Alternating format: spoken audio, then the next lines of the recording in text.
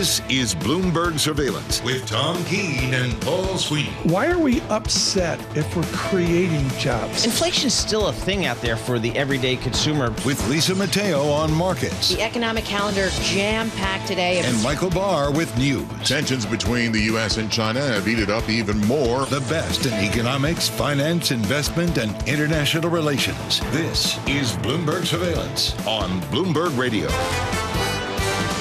Good morning, everyone. Tom Keene, Paul Sweeney, Michael Barr, Lisa Mateo, Mademoiselle Mateo with us. We're going to go to Paris in a moment with Caroline Conan on a serious train arson actions upsetting the Olympics. Of course, the Olympics trying to get it off the ground here about 1:30 this afternoon. Sweeney is off. Joining me now because of his quality French, David Gura this morning on the politics of the, like that. You went in our message machine. You said Trey Beans. Yeah, That's there very you go. good. Trying to get a little French in there, but no, this is a serious thing with these trains. I think this arson incident in France, slowing people down, making it difficult to get from London to Paris. So eager to get an update on all And that. around as well. Go to Caroline Conan here in a moment. Let's do this quickly now. Green on the screen, 3M nicely up. Bristol Myers out moments ago, nicely up as well. Futures up 40. From the Interactive Broker Studios, our Bloomberg Business Flash, Mademoiselle Mateo. Why, thank you. Merci beaucoup. The tech-led tech route, that is taking a pause. Traders looking to that key inflation data to see if results will pave the way for rate cuts this year. Core PCE comes at 8:30 a.m. Wall Street time. Now, according to a survey of economists, the Fed will probably signal next week its plans to cut interest rates in September. We shall see. Let's get to futures. NASDAQ futures up nearly 1%. Dow futures up 0.6%. S&P futures up 0.7%. We have the 2-year yield at 4.42%. That's little change. The yield on the 10-year 4.24%, and that is little changed. More earnings. You just said Bristol Myers full year adjusted EPS bit higher than expected, up 1% right now. Then you have companies making news like Apple lost ground in China's smartphone market, dropping out of the top 5 handset makers. That's according to data from IDC. Their shares up nearly 1%. OpenAI testing a ChatGPT-powered search engine that could put the company in competition with Google. It's releasing a preview of Search GPT. And for those who fear Gen AI could take away your jobs, well, JP Morgan Chase has launched its own version of ChatGPT. It's called LLM Suite, and it told employees to think of it as a research analyst. That's according to a memo that was seen by Bloomberg. That is your Bloomberg Business Flash. Tom and Paul. Thanks so much, Lisa. Appreciate it. If you are in Europe, I'll be blunt. The trains are better. There's TGV and also the Eurostar, which are magnificent, maybe on the edge of Japan or what Switzerland does as well. They are disrupted this morning in Paris. I was going to make light this evening. Caroline Conan, sometime this evening, was going to be on a boat in the Seine, the Ducasse-sur-Seine. She got a ticket. Well, she got a ticket. She'd be on the boat with a $300 cruise and all that down the River Seine, looking at the different Olympic openings. She'd be having the Homard Bleu de mon côte, Fenouil et Annette Bisque Legere. Instead, you're going to have to repeat yourself, Tom. The waiter didn't get that one. She's stuck on a train. Before she hangs up, Caroline Conan in Paris, stuck on a train. Caroline, let me just cut to the chase. How much has this sabotage disrupted the trains and the Olympics? It's actually going to be quite a big disruption for those coming from the west, north, and east of France into Paris and possibly to attend the opening ceremony tonight. As many as 800,000 passengers are actually stranded. And in fact, the disruptions could last the entire weekend. So if you had a ticket tonight for the opening ceremony coming from Brittany, for example, that's going to be hard. These acts of sabotage actually damaged 3 main TGV lines. However, the southeast line going to the French Riviera was not affected because the SNCF agents managed to catch those activists before they damaged the way. For those of you on YouTube worldwide, that is images from France. And the key thing I saw in Le Monde English this morning, seriously, is that they're talking about replacing this arson and sabotage cable by cable. That's how granular this is, David Gura. Caroline, set the scene for us what we can expect today, these opening ceremonies beginning in earnest in just a few hours' time. I know a lot of this is going to center around the Seine. What are things like in Paris, aside from all of this, aside from all of the backlog and the confusion surrounding all the trains? Yeah, hopefully this is not going to ruin the party, because for the first time ever, the opening ceremony is not going to be held in a stadium, but outside, right here in the city, along the Seine River. You're going to have about 120 heads of state and government. You're going to have 7,000 athletes sailing down the river along a 4-mile stretch of the Seine on 85 boats, each representing a different country. And at the end, they're going to have a big finale at the base of the Eiffel Tower. 3,000 dancers, singers with Celine Dion, Lady Gaga, Aya Nakamura, and of course, as many as 300,000 spectators on both banks of the river. And that's, of course, without counting these 1 billion viewers on TV and on the internet. What time do the festivities start? Like, when is Caroline Conan going to tune into this?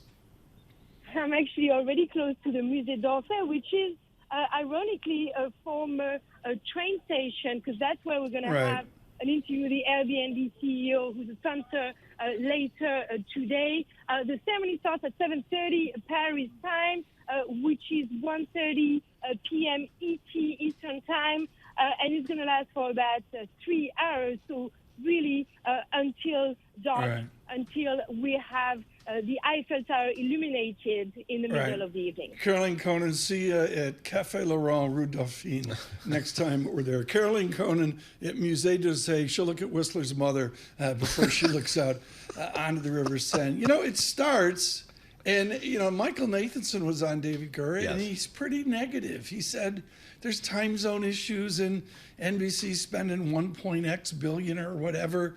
And he says he's got to find it. You got to know where to look now on American TV. Works perfectly for the surveillance schedule that this kicks off at 1:30 p.m. New York time, that you and I are going to be able to watch. You know, this. I'll have to set the alarm in the surveillance nap, but after the big take, after surveillance, there it is. The kids are excited. I mean, I agree with Michael. I mean, I think there are challenges, but I've got young kids. They're excited to see all of this. They're excited to see it. Yeah.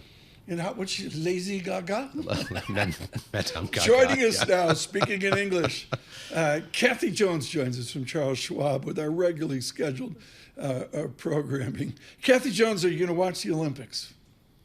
Oh, certainly. I'm a big track and field fan, so I'm very excited for the women's team. I tried to throw the discus once, folks, and my bow tie became unraveled. It was a little difficult to see. Viewers on YouTube can see footage of that. They can. We'll have footage of that soon. Kathy Jones, I haven't said this in ages, but I'm shocked that the 2-10 spread may disinvert. What is the symbolism of the difference in yield between the 10-year and the 2-year normalizing? Well, it is just what you said. It's normalizing. It's getting back to a normal configuration. I think we'll probably need to cement a rate cut before it fully disinverts and goes back. Signal that perhaps things are returning to normal in the financial markets. Kathy, we're looking at this PCE data coming out this morning, of course, an important piece of data ahead of the Fed meeting next week. Give me your sense of what you expect to hear from the Fed chair at that meeting. Do you see this as what's being characterized as a setup meeting? Is he going to talk about the plans for September? What are you going to be listening for when he speaks next week? Yeah, so far what we've heard from Fed Chair Powell is that his confidence is growing that inflation is returning to target at 2%. And that's key, because all along what we've heard is, well, we can't cut rates until we're confident inflation's going back to 2%. So that growing confidence is key. And if he says, okay, well, it's not just growing confidence, but we are confident, we think we're ready, I think Powell will be fairly explicit about that if that is the consensus. I'm a little doubtful that they'll go that far at this meeting. They may wait and get yet another couple of data points on inflation and unemployment before making that signal. If it isn't at this meeting, it'll probably be at the Jackson Hole meeting in late August. I look, Kathy, and thank you for being with us short today, as we had to go to Paris as well. But with the movements here, are we now truly into considering total return in bonds, bills, and notes? I mean, can you make the coupon plus a little bit of capital gain here as we move? I think we can. I'm not sure the Treasury market's going to offer you too much just because it's already discounted so much in the way of rate cuts, but other parts of the fixed income market do offer that potential for the capital gain as rates come down. So, yeah, I think we can get some total return this year. Right. I'm pretty optimistic about that, but I don't think that you have to stick to the Treasury market to get it. Kathy, we'll get you on soon again. Thank you for too short a discussion. Kathy Jones, driving fixed income at Charles Schwab, their chief investment strategist. Futures lift up 0.8%. With our news in New York City, Michael Barr. Thank you very much, Tom, David, and also Lisa. Former President Barack Obama and former First Lady Michelle Obama have offered their full support to Kamala Harris in the 2024 presidential race. This is going to be historic. We called to say Michelle and I couldn't be prouder to endorse you and to do everything we can to get you through this election and into the Oval Office. Oh my goodness. Michelle, Barack, this means so much. The trio spoke in a phone call in a newly released video this morning. The official nomination will be made at the party's convention next month. Former President Donald Trump is due to talk face-to-face with Israeli Prime Minister Benjamin Netanyahu for the first time in nearly 4 years. In today's meeting at Mar-a-Lago, Trump will seek to mend ties that were damaged at the end of his presidency when Netanyahu recognized Joe Biden as president. Service on France's high-speed trains has been disrupted by what officials are describing as coordinated sabotage ahead of the Olympic opening ceremonies. France's state railways company, SNCF, describes it as a massive attack aimed at paralyzing the high-speed line network. It came just hours before the opening ceremonies of the Olympic Games in Paris. Two suspected leaders of one of the most powerful Mexican drug cartels are now in U.S. custody. Officials say 76-year-old Ismael Lambada Garcia, also known as El Mayo, and Joaquin Guzman Lopez, son of infamous drug lord El Chapo, were arrested after landing in a private plane in El Paso, Texas yesterday. Attorney General Merrick Garland. Fentanyl is the deadliest drug threat our country has ever faced. The Justice Department will not rest until every single cartel leader, member, and associate responsible for poisoning our communities is held accountable. AG Merrick Garland. Global news 24 hours a day and whenever you want it with Bloomberg News Now. I'm Michael Barr. This is Bloomberg. Tom, David, Lisa. In the modern game, if you pitch and you allow one hit, that's pretty good. And the next time out you pitch and you allow one hit, that's pretty good. Yeah. And then the next time out, you pitch a no-hitter in 83-degree Washington, D.C. temperature. We've never seen this, Michael Barr, ever, ever, ever. Dylan Cease, he just ceased as the Padres just blanked the Nationals 3-0. That was just a heck of a performance by the ESPN taking it back to Johnny Vandermeer, 1938, a guy named Koufax, 1963, Koufax again in 1965. To me, it's like an automatic admit to the Hall of Fame. To do 3 games and allow 2 hits I didn't know that this was only the second no-hitter in Padres history. That surprised me. It's going to be interesting. A no-hitter last night for Dylan Cease and the San Diego Padres in Washington. Truly, when you talk about the Olympics and remarkable feats, there is a remarkable effort by him in the modern game of baseball. Caroline Conan in Paris, this is Bloomberg Surveillance.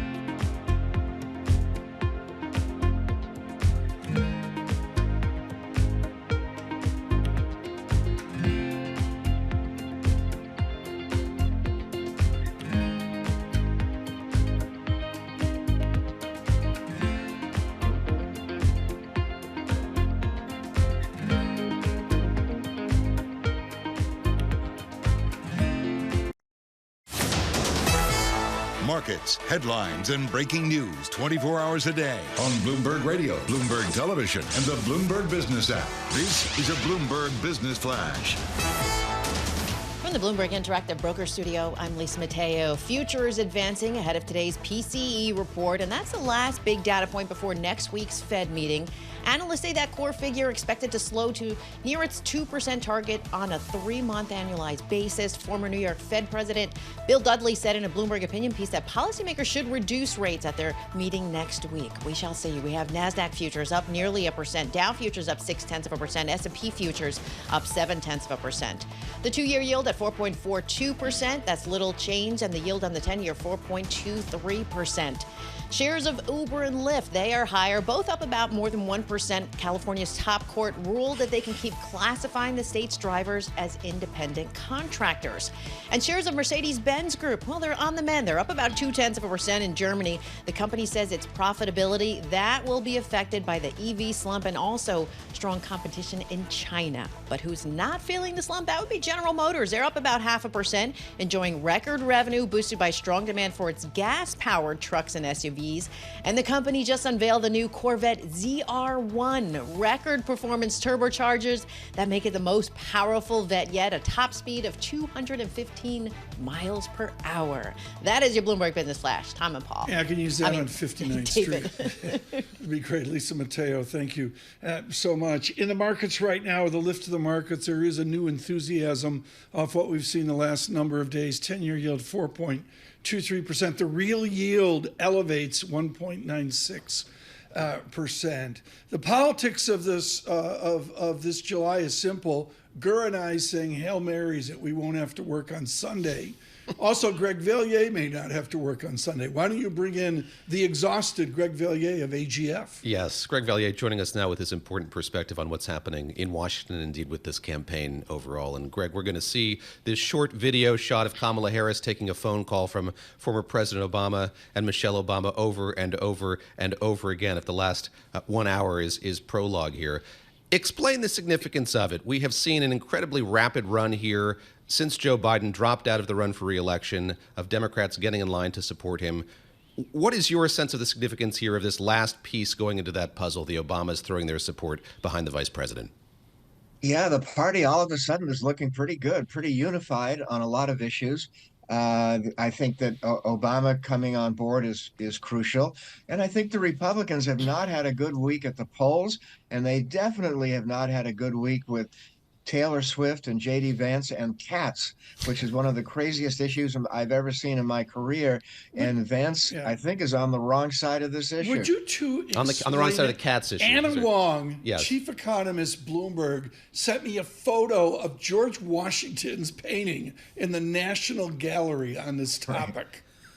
Yeah. And we're supposed to hear from J.D. Vance later today. I think he's on Megyn Kelly's show, and she promises she will ask the Republican nominee about his comment that these I've childless seen her cat holding ladies court are going with through. offspring. Yes. She'll be tough. The thing is, there's a deeper story here, as you guys, of course, know, and that is they want to mock Kamala Harris as somebody who never got married, never really had her own biological kids. I think it's a pretty dirty trick, and I think they are trying to make an argument that childless, cat-owning women are hurting the country. I mean, that's just crazy stuff. You can't make this stuff up.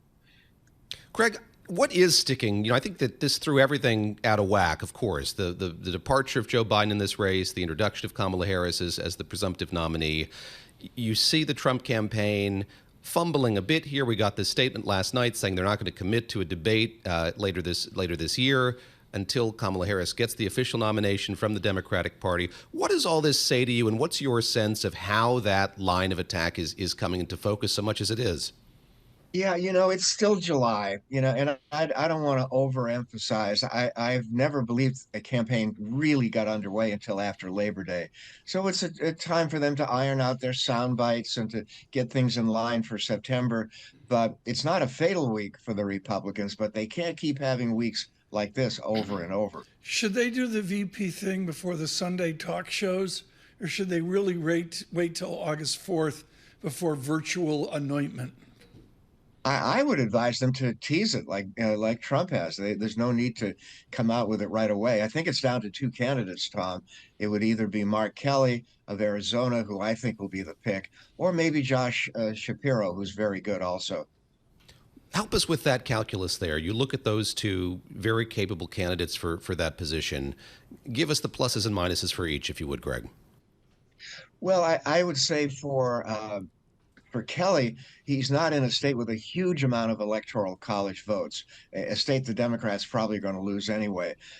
So that's a factor. And for Shapiro, he's very young. He's not totally experienced, but I think he has a lot of upside. He's a quality candidate who could maybe make the difference of a point or two.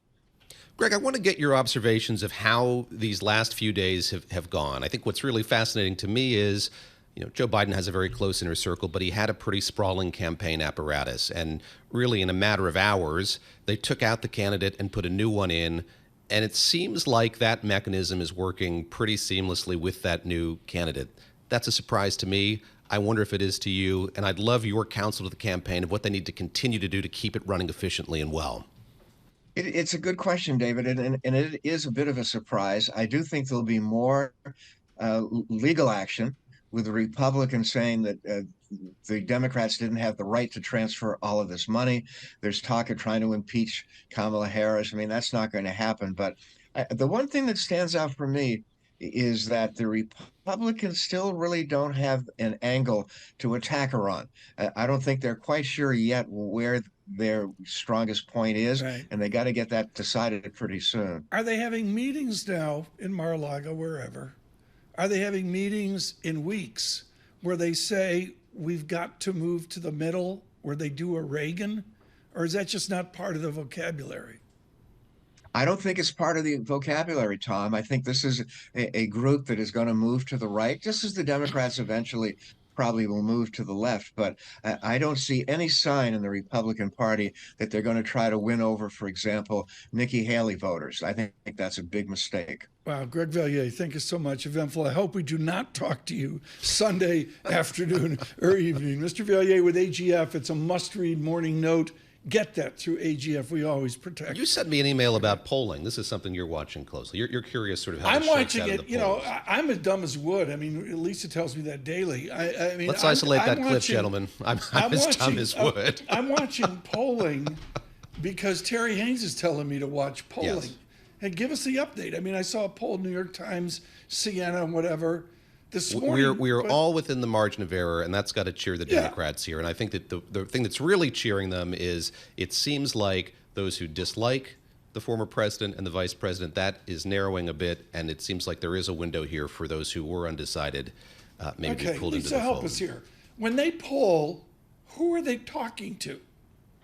That's a good question. Do you answer you don't take calls that you don't know the number, do you? No, you just screens my calls. I've never done a polling call. Yeah. Oh, no, they are I calling haven't gotten cell them phones either. now. My mother's gotten them. Your mother has gotten a call? Yes, she has. David, have you ever, let's call Brooklyn. No. They've got it all figured out. They don't need to call me. But no, I mean, I think they are calling cell phones. They're making a more concerted effort. But there are problems with polling, as we've seen last election, the one before that. And in the United Kingdom, they were way off. Yes. I believe I can state. Yeah. So again, we're sort of testing to see how they've improved and what they're telling us. And we'll have to see there. We have inflation here in 1 hour. This is important. Gura's here, so it's not like a normal economic geek day. But there's a lot here. Personal income, personal spending. There's a separate line item, spending on camps, plural. And there's PCE Price Index. That's what we're waiting for. The survey is a lift month over month. The year over year is from 2.6% to 2.4%. And of course, there's core PCE dynamics as well. And then at 10 o'clock, Bob, help me here. Who's doing the 10 o'clock show today? Not Anybody? Paul. Couple interns? Paul's at Alex the Vespa Steele's shop. doing it. John Tucker and Alex Steele. Smarter than this. They have the Michigan numbers coming out at 10 o'clock. So it's a really, seriously, an eventful Friday here with futures up 40, Dow futures up 227, NASDAQ up a stick. I like to see that as well. Yes, I know. I've already gotten emails on YouTube. Can you extend Lisa Mateo's newspaper segment. No. Good morning.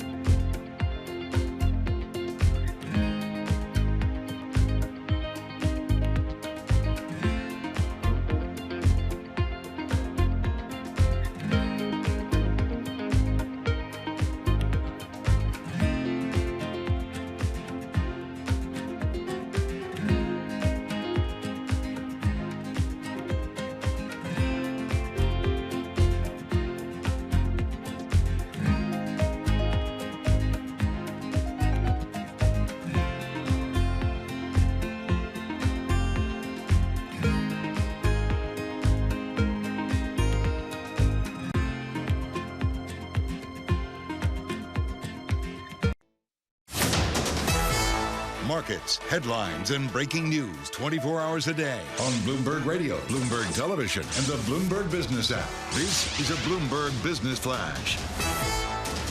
From the Bloomberg Interactive Broker Studio, I'm Lisa Mateo. Futures battling back after a tech-led stock rout. Right now, NASDAQ futures up more than 1%. Dow futures up 0.5%. S&P futures up 0.7%. The two-year yield at 4.23%. That's little changed. The yield on the 10-year 4.23%, and that is also little changed. We have spot gold higher, $2,373 an ounce. Brent crude $82 a barrel. WTI crude $77 a barrel. All eyes on the Fed's key inflation gauge coming out, well, in about an hour from now to see if those results are going to pave the way for rate cuts this year. We have a read on sentiment that follows at 10 a.m. Wall Street time. Moving the markets, that would be medical device manufacturer Dexcom down 36%. The company cut its full-year sales forecast for its glucose monitoring devices. Eli Lilly down more than $120 billion in market value. Rivalry obesity drugs from Viking Therapeutics, Roche, they post encouraging progress. So Eli Lilly have down down about 0.1%. Checking in with Novo Nordisk in that same camp, ADRs up about 0.2%. And yes, Bristol Myers Squibb raised its 2024 profit forecast. That was thanks to higher demand for its newer drugs. Its shares are up 4%. That is your Bloomberg Business Flash. Tom and David. Lisa, thanks so much. Lift of the market and improving in the last hour. This is the most important conversation of the weekend. For those that are saying, okay, I'm supposed to be a doobie and be in the market.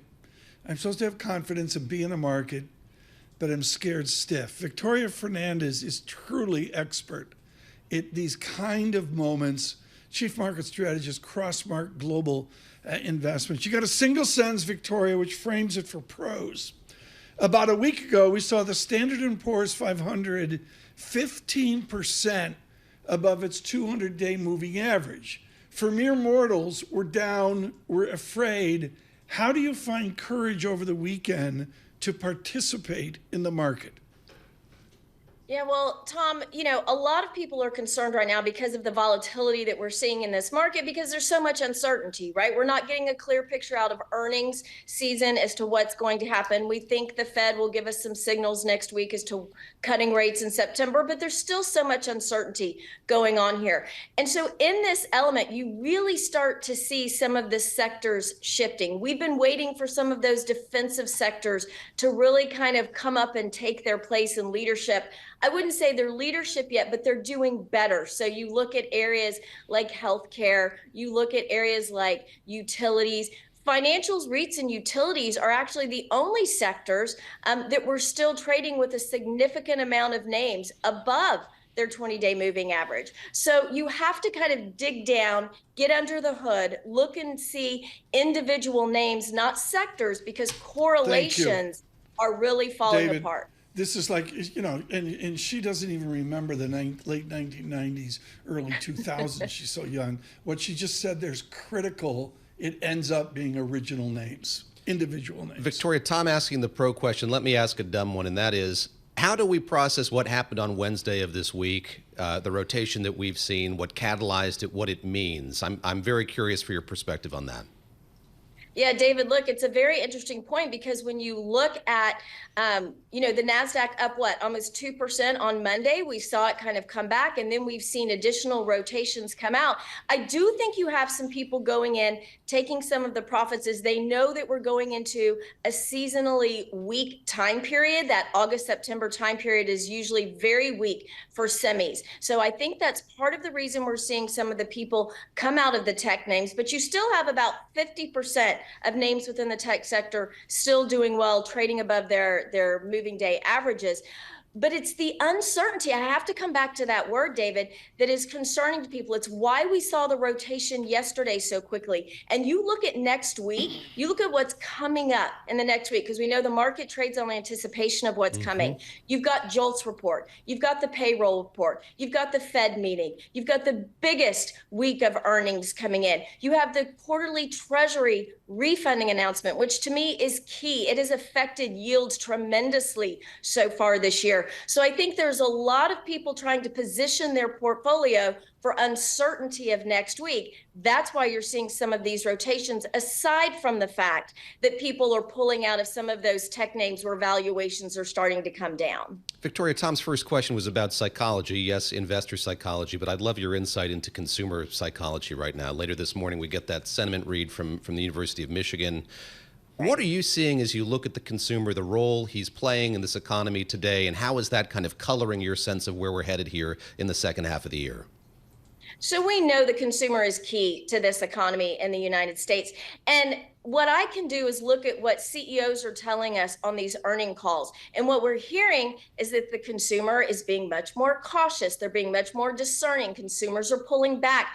We've had this, and we've had the conversation before, the lower end and middle income consumer doing this. Technically, they already pulled back into recessionary territory. The high end consumer was really holding everything up, but now we're seeing the high end consumer pull back. We're hearing it from airlines, we're hearing it from luxury goods, and that's going to be key going forward. But Victoria, into your brilliance here about all boats rising, it's just so darn easy when all boats are rising.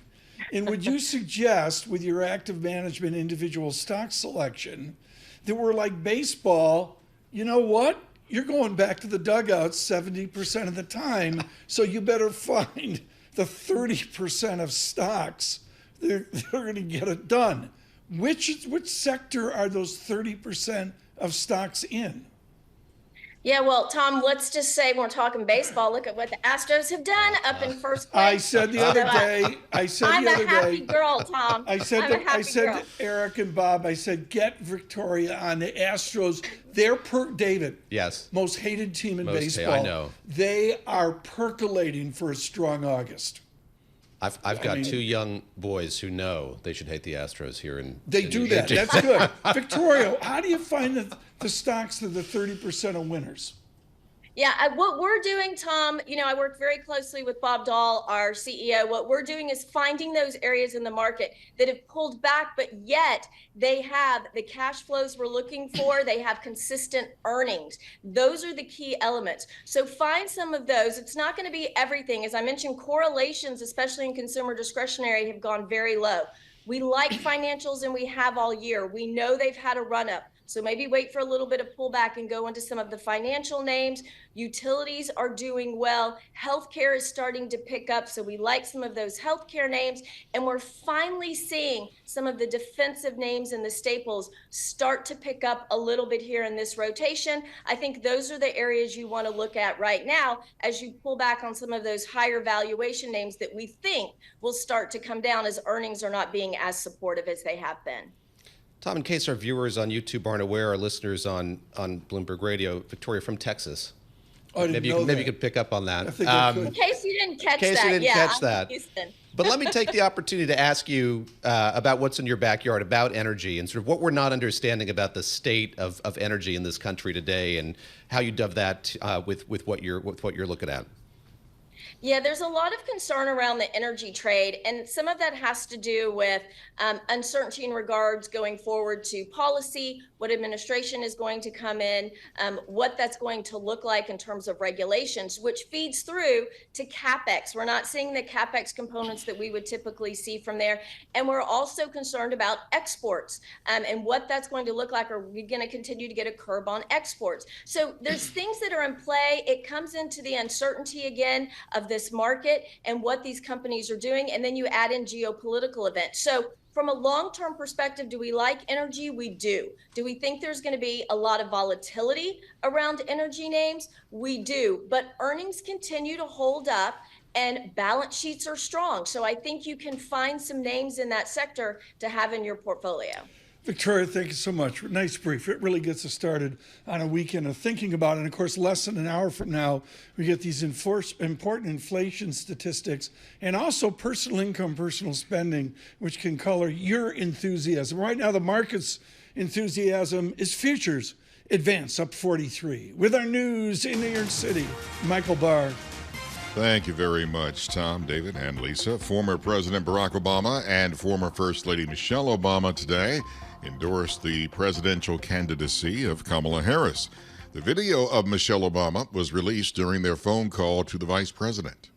I can't have this phone call without saying to my girl Kamala, I am proud of you.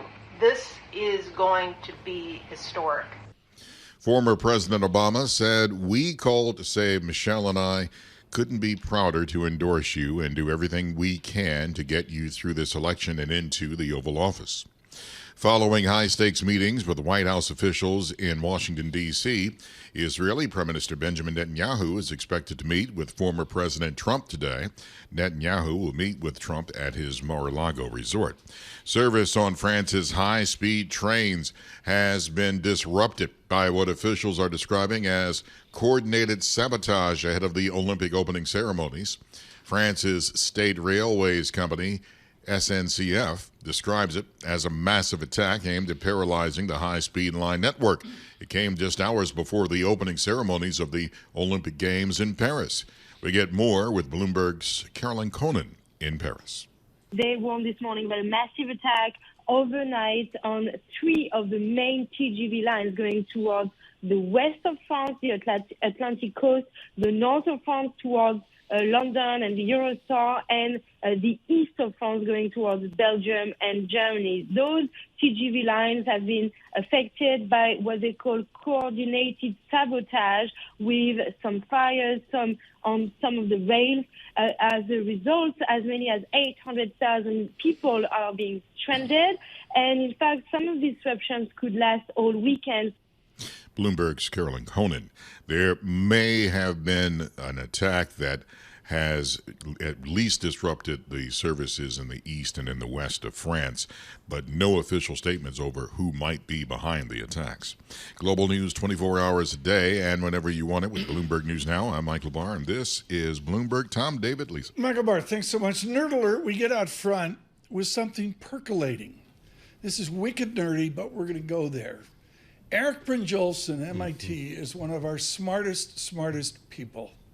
And he notes one of the giants of modern mathematics, Sir Timothy Gowers at Cambridge. This is way up the food chain, folks, of excellence. Think of Turing years ago. And Sir Timothy, David Gura, says Google's done it. And it's called Google DeepMind.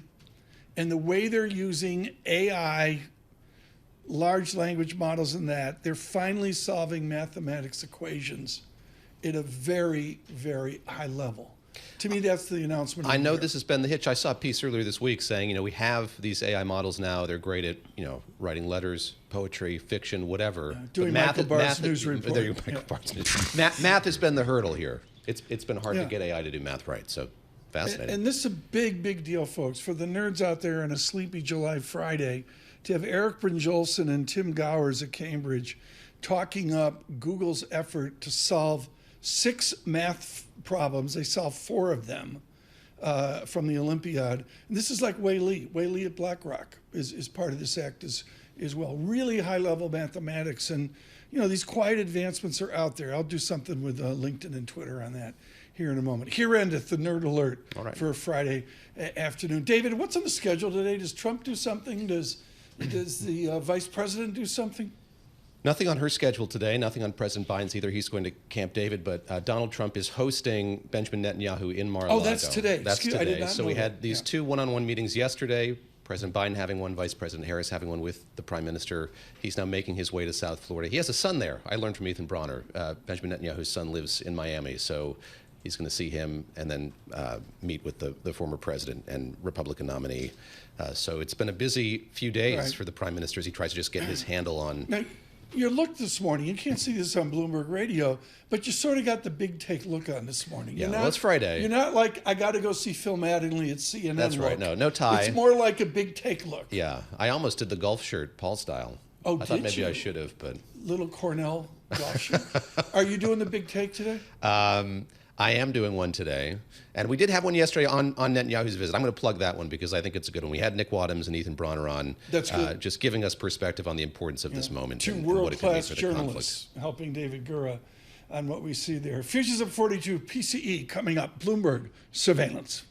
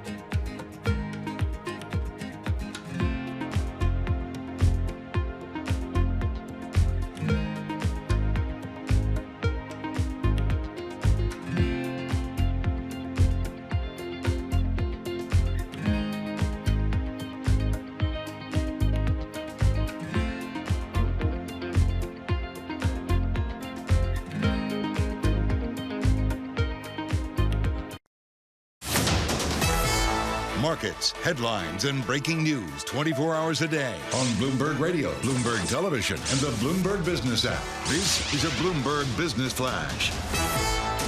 From the Bloomberg Interactive Broker Studio, I'm Lisa Mateo. NASDAQ futures leading the charge this morning, up more than 1%. S&P futures up 0.7%. Dow futures up about 0.5%. We have the 2-year yield at 4.43%, little changed, and the yield on the 10-year 4.23%, and that is little changed. Commodities, we have spot gold higher, 2,375 an ounce. Brent crude $82 a barrel. WTI crude $78 a barrel. To currency, we have the dollar stronger, Japanese yen weaker, euro British pound stronger. Bitcoin up 3% at 67,000. To earnings we go. 3M, the maker of Post-it notes. Well, it raised its full-year profit forecast under the leadership of its new CEO, Bill Brown. Right now, those shares up nearly 6%. And Colgate-Palmolive posted better than expected second quarter earnings, backed its full-year guidance. And finally, Ken Griffin, moving beyond splurging on dinosaur fossils. The Wall Street Journal says he recently purchased a nearly 2-acre waterfront estate in Saint-Tropez for more than $90 million in late June. That is your Bloomberg Business You know what Flash. he's got? At the bottom of his tower he's in now, you go in, they got a Saul Lewitt painting there at 425 Park, and it's a Citadel headquarters, and the Citadel bond studs hang out at the bar downstairs. Ken Griffith has the best potato puree of anyone. Potato puree. Yeah, he speaks from experience. I have been in the company of one Tom Keene when he's ordered this, and I didn't try it. The Griffin it looks amazing. potato puree. Yeah. Really? It's about a stick of butter, maybe 2 sticks of butter. 2 sticks of butter in there as well. David Gura and Tom Keene here quickly. As we talked about the day today, and then there's a week, but it was supposed to be in the summer. And if you're McKinley, you go on the porch in Ohio and you get through July, and those days are gone. Quiet summer months are gone. Where is next week? That's a testing. Yeah. Well, let's see. What do we have next week? Kamala Harris is going to pick her running mate. That's going to be a huge thing. So you think we're going to get it next week? I think that we will get it before the 7th. She's really shooting for that deadline. But I think we're going to see the front runners out on the trail speaking more. Right. Everyone will be doing their assessments, she included. What I've learned this week is that pros like you are just as interested if you grab someone to be vice president. Mm-hmm. What's the ramifications for the Senate and the House and the governorship in their state? That's the way animals like you think. It's all connected. This was always the kind of overarching concern about the Biden candidacy, what it would mean for people going to the polls to vote for members of Congress, the House, the Senate. Would it make people sit back and not do that? So it's a huge deal. Now, a look at the front pages. What's making news around the world?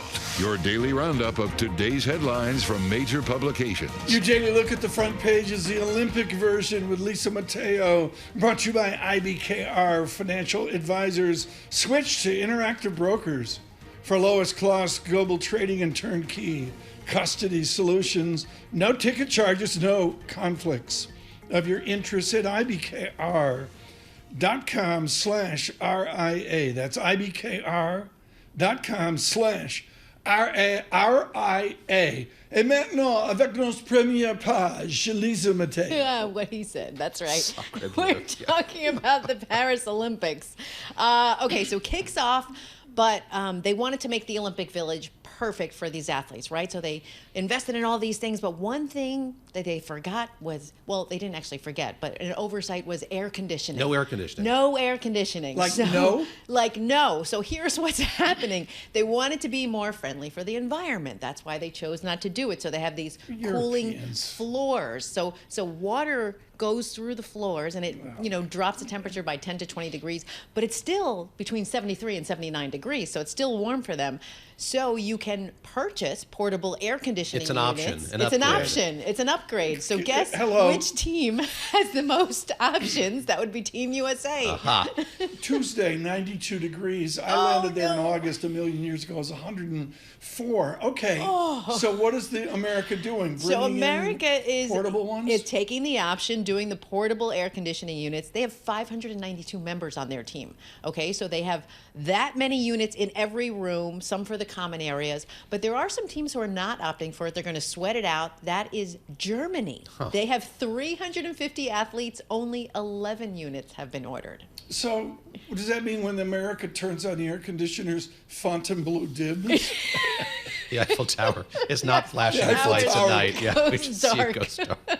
That's very French. I mean, Pharaoh's like this. Pharaoh, the Pharaoh clan, they own half of the Midlands, and they don't have any air conditioning. None. Right. And when it's like 95 in the United Kingdom, there's Manual like nothing fans. in the building. See, I didn't realize this. When I've had friends who went to Europe and they're like, they have no air conditioning. I'm like, what are you talking about? Yeah, I mean, Pharaoh up north is like, it's like Peaky Blinders. I mean, he grew up, it was just like Peaky Blinders, and they don't have air conditioning in those stone, the miners. You didn't have it. In Rochester, you didn't have it. God, no, we didn't have air conditioning. We had screens to keep the deer Ice if flies you were lucky, yeah. Deer flies. I mean, you didn't go outside. The deer flies were so vicious. Next. This I thought was interesting. This stood out to me. City Hall in New York City seeing a rise in the number of migrants that are going to get married. A lot of them spoke to the New York Times. So the New York Times put this article together, and they said they're longtime couples, right? They never married in Latin America, where consensual unions are common. People don't get married there as often. But now they're being advised by immigration lawyers, social workers to formalize it, because that certificate that they get, it might help in their efforts to get asylum. So that's why you're starting to see more David and more. Gura, is this a huge election issue? Oh my gosh! Right No, now, immigration definitely a huge immigration election. and migration. Yes, is two separate things. Very true. It's got to be right up front. Yeah, and I think we'll see a lot of scrutiny on how this has played out in New York and other cities. And we've had 200,000 migrants in New York from City. the border. I will say, when I was down covering a court case a few months back, a flood of people getting married. It is.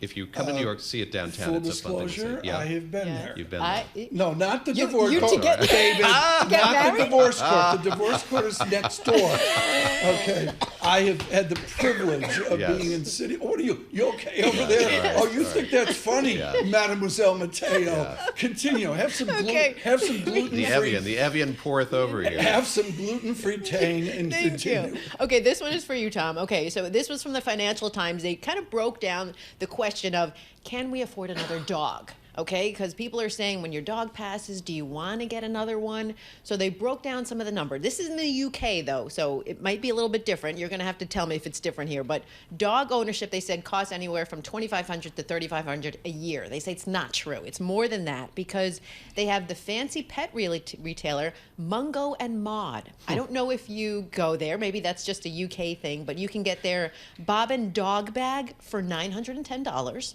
Okay, so that's the fancy stuff. Then you have the food, the price of kennels when you go on vacation. Kennel fee, yes, you get that. A knowing look on Tom's face as you go through this, Lisa. They say it ranges anywhere from $100 to $150 a day. Is that right? Is that how much those kennels Sounds cheap cost? for the Upper East Side. Here's the reality. Vet Bill got his teeth done. Yes. Okay, it was so successful. The vet said this matters. The Horace Mann School of Veterinary Medicine. And so kennel fee needs the teeth done. Plus, they want a brightener, because kennel fee's got the IQ of a Kardashian. 1,800 large. Next. We say good morning to Calabasas. Next. Okay. When you go on vacation and you go to the hotel, do you go to the hotel gym? David, is this something you do? Notice she asked me that. Notice that I got that question. Tom definitely does. I have been. On occasion, I will. Yes. Okay, because the thing is, some people don't want to share the hotel gym. I don't mind, but sharing the weights, I kind of like, I'm very protective about it. So some people hotels are catching on, and they're doing wellness suites.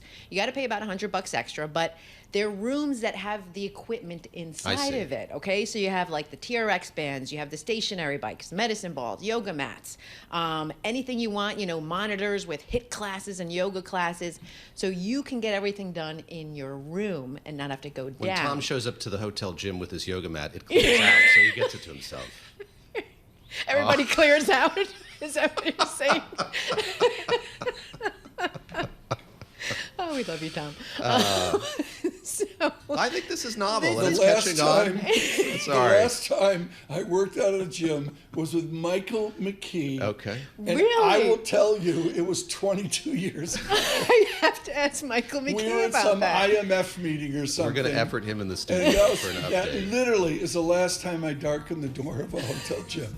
was with Mike McKee and IFB. Thank you for that, Mademoiselle Mateo.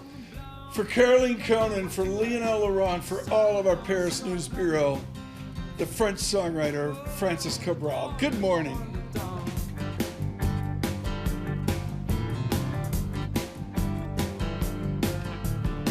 Porter secours, c'est défendu. Le monde autour est sourd, bien entendu.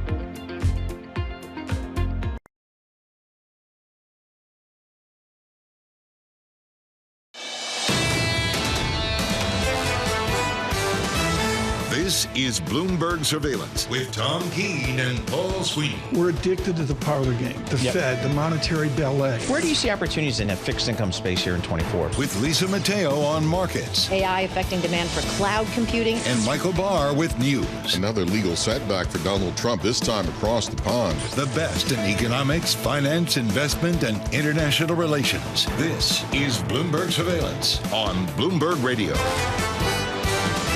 Good morning, everyone. Paul Sweeney, Tom Keene, Michael Barr, Lisa Mateo, Sweeney, off. David Gura holding court here today. We're both praying we won't be here on Sunday. Actually, we're just looking at lunch plans today because that's what you do on a summer Friday. You had me a pureed potato. Gura sent me the pureed potato last time. I'm thinking the McDonald's on 3rd Avenue. $5 deal. $5 deal. Anthony from New Jersey. Let's talk about that right now. I mean, I'm sorry, it's working, is the reporting. Yes, and they're sticking with it. I think it was a pilot thing. And people want it. They are. They're sticking through it some through August because they're getting more foot traffic. More people are coming in. And there's a Chipotle thing. Carol Master was doing Chipotle. Chipotle. They did well because they give bigger portion sizes. They're doing large. How can the burrito be bigger than it was the last time? It's ginormous. It's 2 servings. Can I cut to the chase? Do they still serve margaritas at Chipotle? No, never. When did they ever serve margaritas? Never. The guy outside sending the nutcracker. Bob, can you book me into the Master Stanovic program so we can clear up other margaritas at Chipotle? That's something they do in the afternoon. Good morning, everyone. In 28 minutes, we're going to get a really key inflation report. And by the tape, I think there's optimism about it. I mean, who has helped David Gura in the race, a dash to November, by a good disinflation? It's got to help the incumbent. That's the theory, right? Yeah, absolutely. And I think that's what's tricky here. And we've heard Jay Powell over and over again pushing back on any question about there being any sort of political consideration or interference. But the closer we get to that date, after we get through Wyoming into the fall, I think it gets trickier. I was coming out of McDonald's on 3rd Avenue. It was good. I took the really going there often. $28 to take the interns out to McDonald's. Yeah. Somebody stopped me in the street and said, how do we find you? YouTube. You go to whatever your browser is, search YouTube, Bloomberg Podcasts, subscribe to Bloomberg Podcasts on YouTube. It gets you all of our product, including David Gura's The Big Take. Also on Apple CarPlay with their new software coming out, and Android Auto with improvements there as well. We're building this out into 2025. Shameless plug, but it's great that you did that. I mean, people are paying attention. They're listening to it. They're watching it. Oh, it's growing. Yeah, it's scary. I mean, I'm really seriously humbled by it. I got like 1/3 the people of Gura's Big Take, but that's because I mean, what do you I'll continue to push them over here to the OG audio. Yeah, well, we'll see.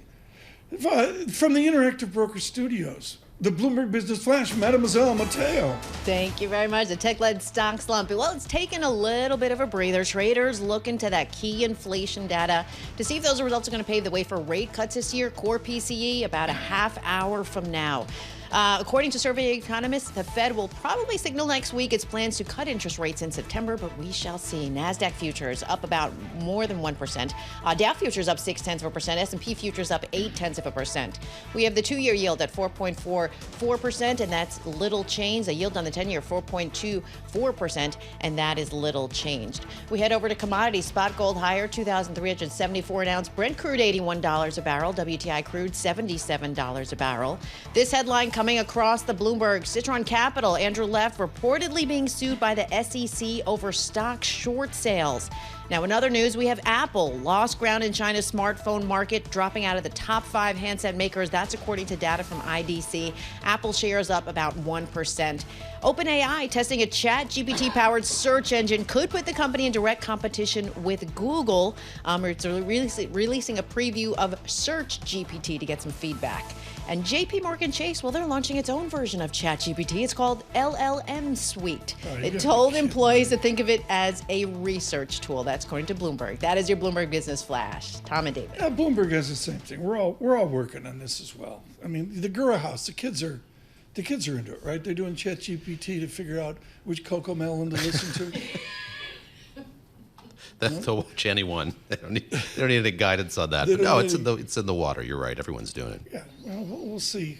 We'll see on that well. Right now, thank you. We got interns. Surveillance correction. What do we got? Yeah, surveillance correction. University of Maryland. One of our interns. Yeah. Is from the University of Maryland. Senior and intern. Nails it. Chipotle. Yes, selected Chipotle. Your finer Chipotles. Serve margaritas, which would be. I've only been in selective Chipotles. Bring your own glass with salt. No, I remember the burrito. Joining us right now, this serious conversation, David Doyle is with us with the advantage of Macquarie, which is the juggernaut of Australia. So there's always a global reach to their analysis of the Americas. David, just to begin, is Jerome Powell central banker to the world? Is Asia hanging on his policy for the end of the year? There certainly is a lot of focus on it.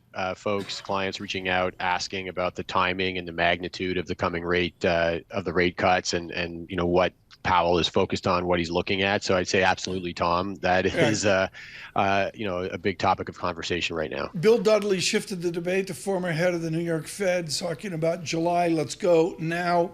Market economists, many are saying, let's go now. What's the David Doyle measurement of let's go now before this CPI report? So I think I don't think July is necessarily the right timing of it. I think actually if they move in July, given the communications that have occurred so far, particularly the relatively hawkish communication in June, it could be seen as a bit of a panic move. I suspect instead that they will use the July meeting to set the stage for a likely cut in September if the data continue to cooperate.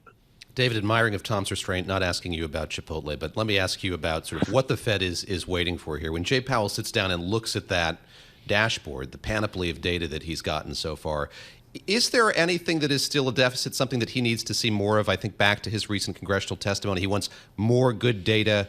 What's lacking, if anything? What is the holdup aside from what you're talking about there, the psychology of perhaps being seen as moving too quickly or moving kind of a jerky fashion?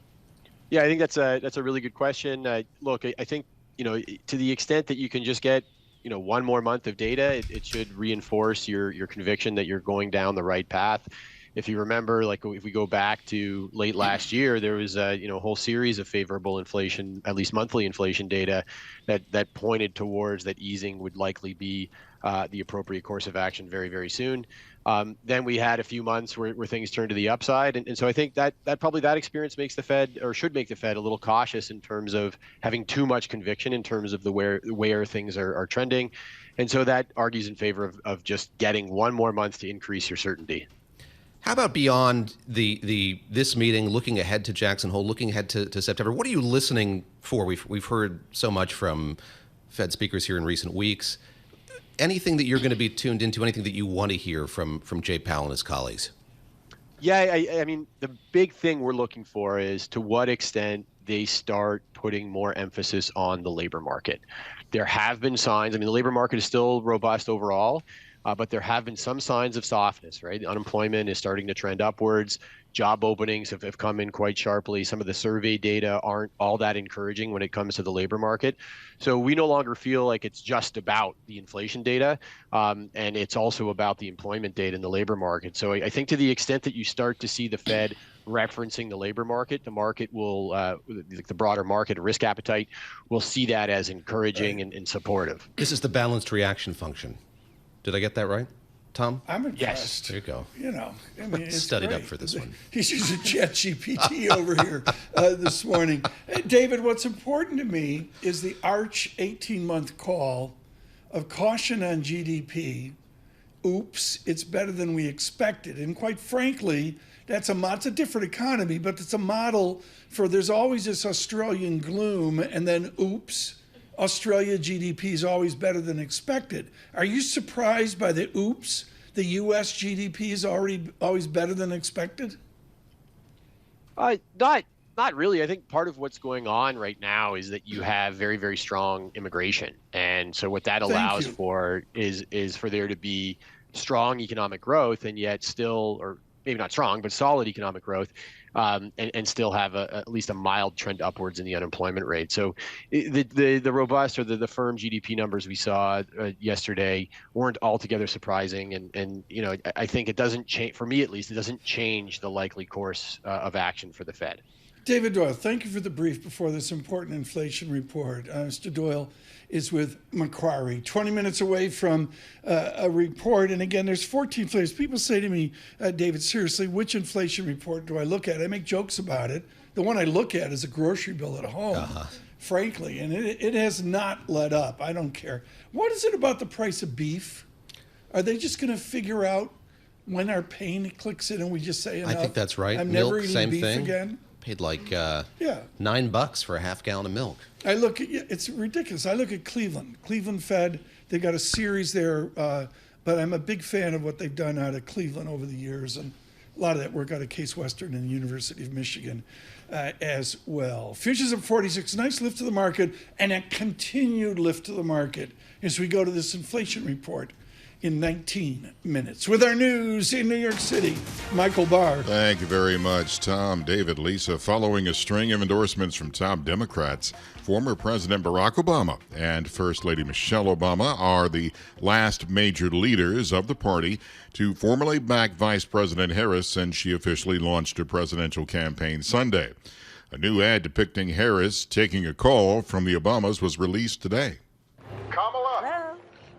Hi. Hey there. Oh, hi. You're both together. Oh, it's good to hear you both. Meanwhile, time is running out for Harris to pick a running mate. On Monday, Governors Shapiro and Whitmer are both campaigning for Harris in battleground Pennsylvania. Both of them are considered possible running mates. Following high-stakes meetings with White House officials in D.C., Israeli Prime Minister Benjamin Netanyahu is expected to meet with former President Trump today. Outgoing French Prime Minister Gabriel Attal said that the sabotage and arson that hit key parts of France's high-speed rail network on the eve of the Olympics had a clear objective: blocking the high-speed train network. He said the vandals strategically targeted the main routes from the north, the east, and the west toward Paris hours before the city hosts the Olympic opening ceremony. The widespread and criminal acts of vandalism included arson attacks, paralyzing travel to Paris from across the rest of France and Europe. We asked Bloomberg's Caroline Conan who was behind the attacks. It is actually very hard to tell at the moment because obviously there's an investigation going on. But what we know is that from Le Figaro newspaper, one of the French newspapers is saying, for example, it could come from ultra-gauche, which is very far-left activists in France who are complaining about the presence of the games, the fact that the French authorities have accepted hosting the games, and they were already warning before the games about trying to disrupt some people to avoid making Paris what they call a tourist attraction. Bloomberg's Caroline Conan. Global news 24 hours a day, whenever you want it, with Bloomberg News Now. I'm Michael Barr. This is Bloomberg. Tom, David, Elisa. Let's listen again. Kamala. Hello. Hi. Hey there. Oh, hi. You're both together. Okay, enough of that. David Gura, you've never experienced this. Michael Barr and I know. Always, when the kids want money, they do the joint phone call. Always in every case. You're both together. When the kids call up and they want money, your wife is holding the cell phone like this because she's the only one that knows how to do it. And they come on, Michael, help me here. They get both parents. My youngest son called me up. Is like, hey, Dad, can you help me with something here? I'm like, how you doing there? But if it's you and your wife, it's a different phone call. Oh, yeah.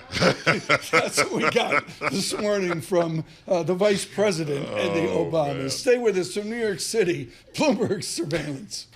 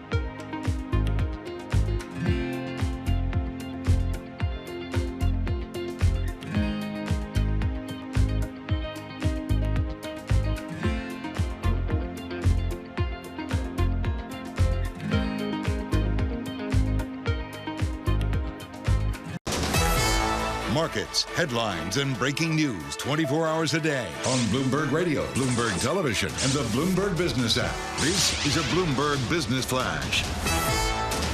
From the Bloomberg Interactive Broker Studio, I'm Lisa Mateo. Futures advancing ahead of today's PCE report. That's the last big data point before next week's Fed meeting. 15 minutes away from that report. Stay tuned. Now, analysts are saying core figure expected to slow to near its 2% target on a 3-month annualized basis. NASDAQ futures up more than 1%. S&P futures up 0.8%. We have Dow futures up 0.6%. The 2-year yield, 4.44%. That's little change. And the yield on the 10-year, 4.24%. And that is also little changed.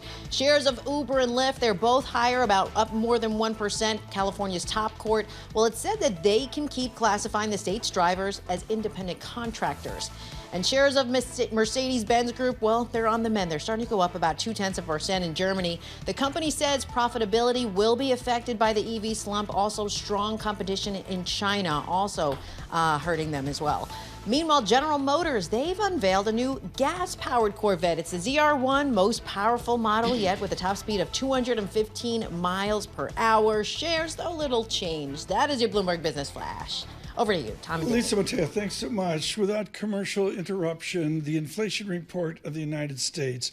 What a lineup. This is what surveillance is about. Ira Jersey will lead us into that. Then Dana Peterson of the Conference Board with incisive consumer knowledge. Neil Dutta will join us from Renaissance Macro. And then Cam Dawson will take us out of the hour on the equity markets as well. Later on, Gene Munster on the technology juggernaut to come here in the next coming days. Right now, we start strong with this inflation report with Thomas Ogner. Tom Ogner is with Allspring Global Investments, looking at equities in the emotion of the weekend. Tom Ogner, link the stock market right now into this inflation report. How do you do that? Yeah, hey there, Tom. I think it's really interesting times right now, and the inflation report, I think, is driving a lot of things. You don't want to be the Fed chair that causes a rebound in inflation, right? And so I think the Fed is laser focused on making sure before they make a move that this is, truly a move down in inflation and it's sustainable, right? And at that point, I think you could see a big shift potentially in the stock market, which is what we've already seen in the last 2 weeks, which is a broadening out. And that's the opportunity, I think, for investors. Tom, talk a bit more about that broadening out, what we've seen in these last few days. Do you see it as having staying power? Or what does it portend for you, the kind of rotation declines that we've seen recently? Well, I think it portends you want to be diversified. You came from the greatest outperformance by large cap versus small cap in the first half of the year, I think, in the history of the stock market. And all of a sudden, in the last 10, 15 days, you've reversed that. And it's been really driven by this new look on what's going to happen with interest rates. We've been saying for a while, if you do get interest rates to come down, probably the one area to look at is small and mid-cap stocks broadening out. But, I always tell investors, you got to look at both sides of the situation. Now you've got companies like a Google, like a Meta, that now are trading on parity with the S&P 500 from a valuation standpoint. So you can't ignore that side of the market. But I do think you get a broadening out if we get good inflation reports. And this is, a big potential opportunity. And we've been waiting for it for, let's be fair, 5 to 10 years now. For those of us who've been paying so much attention to the megas for so long now, and small and mid caps seem like a wilderness we haven't wandered into for a while, where in that wilderness do you see opportunity in particular? Yeah, we're not in this camp that AI is too ahead of itself. Again, I do think you want a diversified portfolio. You need to look at stocks like industrials, look at things that are housing related. I think that's a spring. If rates come down and you see housing turnover, really start to pick up, that could really help a lot of the housing related stocks, not just the housing stocks, but anything related to what happens when you transact in housing. But I do believe, look at other areas besides the big seven from an AI perspective, because I think that investment, these are smart companies putting hundreds of billions of dollars to work in that area.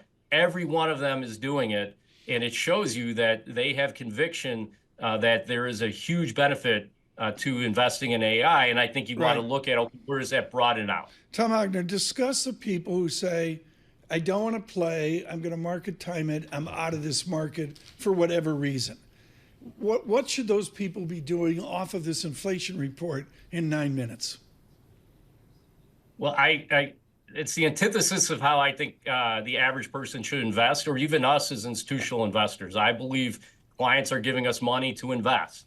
And I think you want to be in, you want to have, again, a diversified portfolio. If you're not in already, start to inch your way in. Put some money in this month, some money in next month. I think looking at the inflation report, again, if you can have a sustainable trend down, I think in inflation, interest rates come down, that should loosen the wheels of the economy to go even faster. And I think that, that's a good sign. I would be pivoting to putting more money in, also broadening out. Just don't buy the S&P 500 or the NASDAQ 100 or the Russell 1000.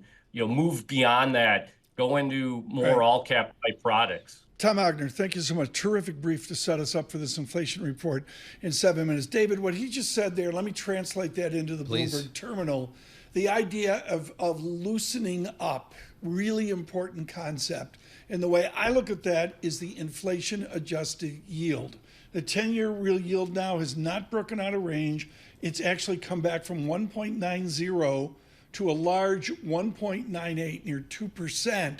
And it's nowhere near loosening up until the Fed acts.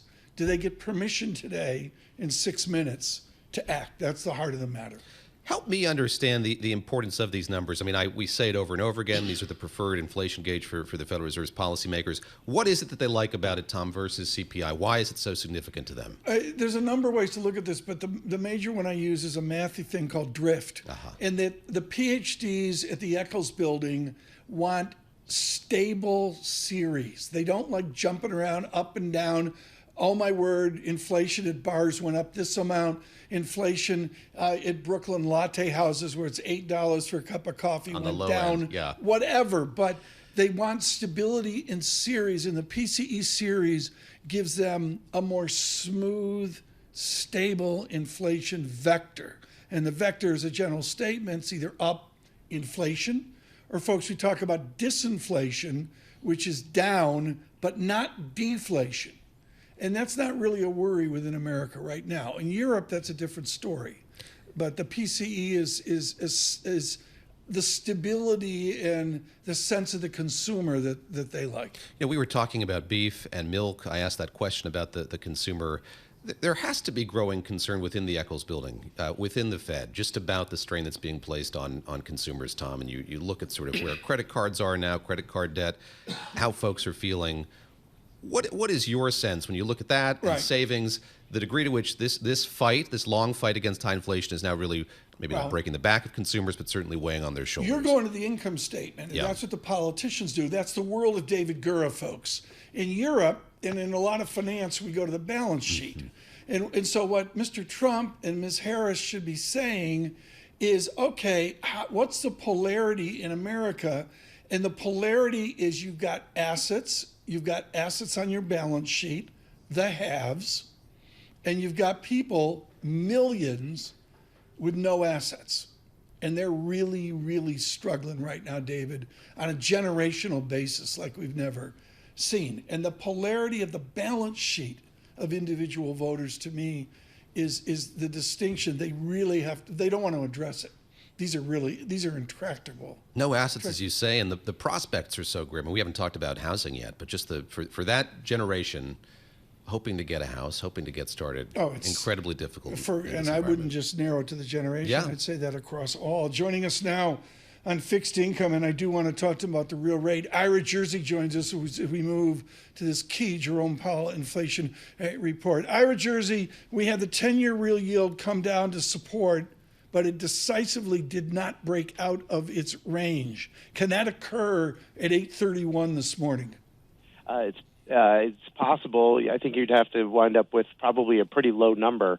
What's interesting is, I was just looking at the folks who revised their forecast or instituted their forecast for this morning's PCE report, and it's still a lot of 0.1s there on a month-on-month basis, and that's a little bit surprising given yesterday's report suggested that maybe there's risk to the upside in this report, because we already have basically the June data already, because it came out with the quarterly data yesterday. What stood out to you in that data, Ira? When you look at the GDP print that we got yesterday, what jumped out at you from the details of it? Yeah, it was the personal consumption numbers still being, pretty good, and so that does suggest that the personal spending report today should be fine. I'm not going to say it's going to be great or robust, but it still shows that the economy, at least in the second quarter and in the later half of the second quarter, was in pretty reasonably good shape. What the data we'll get today gives a little bit more detail in terms of the sector spending. So I'll be focused on how services spending is going, and when you look at the real services spending, that has been one of the biggest drivers of the economy over the last 6 to 9 months. And if that continues on a reasonable trend, then you'd have to think that, hey, maybe the Fed doesn't have to cut in September. The Bloomberg Financial Conditions Index has plummeted. Does that suggest a restrictive Fed? Well, not really. So remember, the Financial Conditions Index, which actually we're the business owners of here in Bloomberg Intelligence right now, is it's largely credit spreads and equity volatility. So with the massive volatility that we've had this week in the equity market, the uptick in the VIX and the like, that's really driven those financial conditions to look a bit tighter. But financial conditions still are reasonably loose. It's not like credit spreads have widened out to recessionary type levels. It's not like, yes, the equity market fell pretty significantly, but we've rallied so much this year that giving back a couple of percent is not exactly like suggesting that there's a lot of weakness in the economy or that the market's expecting massive reductions in profitability. David, get one more question in here. How would you characterize just the Fed attitudinally right now, Ira? I mean, nobody's saying the Fed is urgent or moving in an urgent fashion, but just give me your sense of the degree to which they're moving quickly here or want to move quickly here, want to sort of get this going. Well, I don't think they want to move quickly. They want to be contemplative, and they have been. I think that their bias is to cut, right? Jay Powell said as much, and he was even very explicit, like he doesn't think a next move's going to be a hike. But at the same time, I think that they are worried about moving too early. Not so much what the market impact of that will be, but how that might play out in the psychology of the real economy. And if they cut too early, will that generate more inflation later, right? So they are worried about a second inflationary impulse. Ira, don't hang up. Stay with us here. We're going to continue with Ira Jersey through this report. Dana Peterson scheduled. Neil Dutta with some really important notes yesterday. Cam Dawson on equities here to round out the hour. Gene Munster in our next hour. This inflation report is wrapped on the PCE Price Index and the core PCE Price Index, with Michigan later today, and really key with the expectations out 1 year, 5 year, 10 year as well. And also at 8:30, just now, we're going to see the personal income and personal spending statistics. And as Mr. Jersey mentioned, they have some importance to them. The core PCE year over year is looking to do better from 2.6 to 2.5. The year over year headline number is looking to do better from 2.6 to 2.5. They're sitting right on top of each other. And what's important here is the pros like Ira Jersey, Dana Peterson, they're looking at the month-over-month statistics, and we'll have them for you in a moment. Of course, this is with futures up 44, NASDAQ up 1.1%, and the real yield, I'm sorry, that's where I am, 1.97%. An inflation report for Jerome Powell. And here coming out is a number that is more, the personal income, I should say, comes in a little bit. Spending on track. I still don't have the PCE numbers. They're really remarkably on plan with a little bit of year-over-year lift in the core PCE. But I see them, Ira Jersey, stay with us right now as we see equities lift. To me, it's a quiescent report, which doesn't say a July 31 rate cut. There's not going to be a July 31 rate cut. I mean, 2.5% still a little bit better on a year, and like you mentioned, both, the core number actually came out at 2.6%, but I think some of that's probably rounding. I haven't been able to dig into the numbers. We don't know yet. how to do that, Ira. Continue. So you're still at a point where the Fed is hoping that you continue to see improvement on the inflation front, where at the same time, they don't want spending to fall off a cliff, and they don't want incomes to be falling and real incomes to be falling. Which, when you look at today's data, you had downward revisions in income, but upward revision in spending for the last couple of months. So, this is an okay report. I wouldn't say it's great by any stretch of the imagination, but it's okay. Marcus Cliff's S&P futures up 47 right now, up 1.2% on NASDAQ. Ira Jersey, is this transitory? Is this a transitory Fed? Well, I mean, everything's transitory. Life is transitory if you wait long enough, right? Well, I love that. Philosophy here. He was worse at Credit Suisse. Continue. So, obviously there's cyclicality, right? So we always look at trends versus cycles, and that's one of the important things. So, we had this 45-year downtrend in interest rates, 40-year downtrend, which was subsequent to a 40-year downtrend in inflation, and now we've broken to that to the upside. So now we're looking not only for, what's the new trend in both inflation and therefore different markets, fixed income markets, real yields, like you noted, and then what is the cycle around that? And do we have inflationary cycles now that have higher highs for inflation and higher lows? The answer is probably for the next cycle or two, we will have that type of environment. So it wouldn't shock me. I mean, not that we're going to see 9% inflation again, but certainly we can see, inflation that winds up, 2% instead of 0.5, and that would be an environment, meaning that our star. We've had all of this question about where the real neutral rate is. It's going to be higher than where it was for the last 15 years. Ira, we don't do our start on Fridays here. Get one more question in, David, to the philosopher, Ira Jersey. I'm looking at the release here, Ira, and my eye is drawn to the personal savings rate.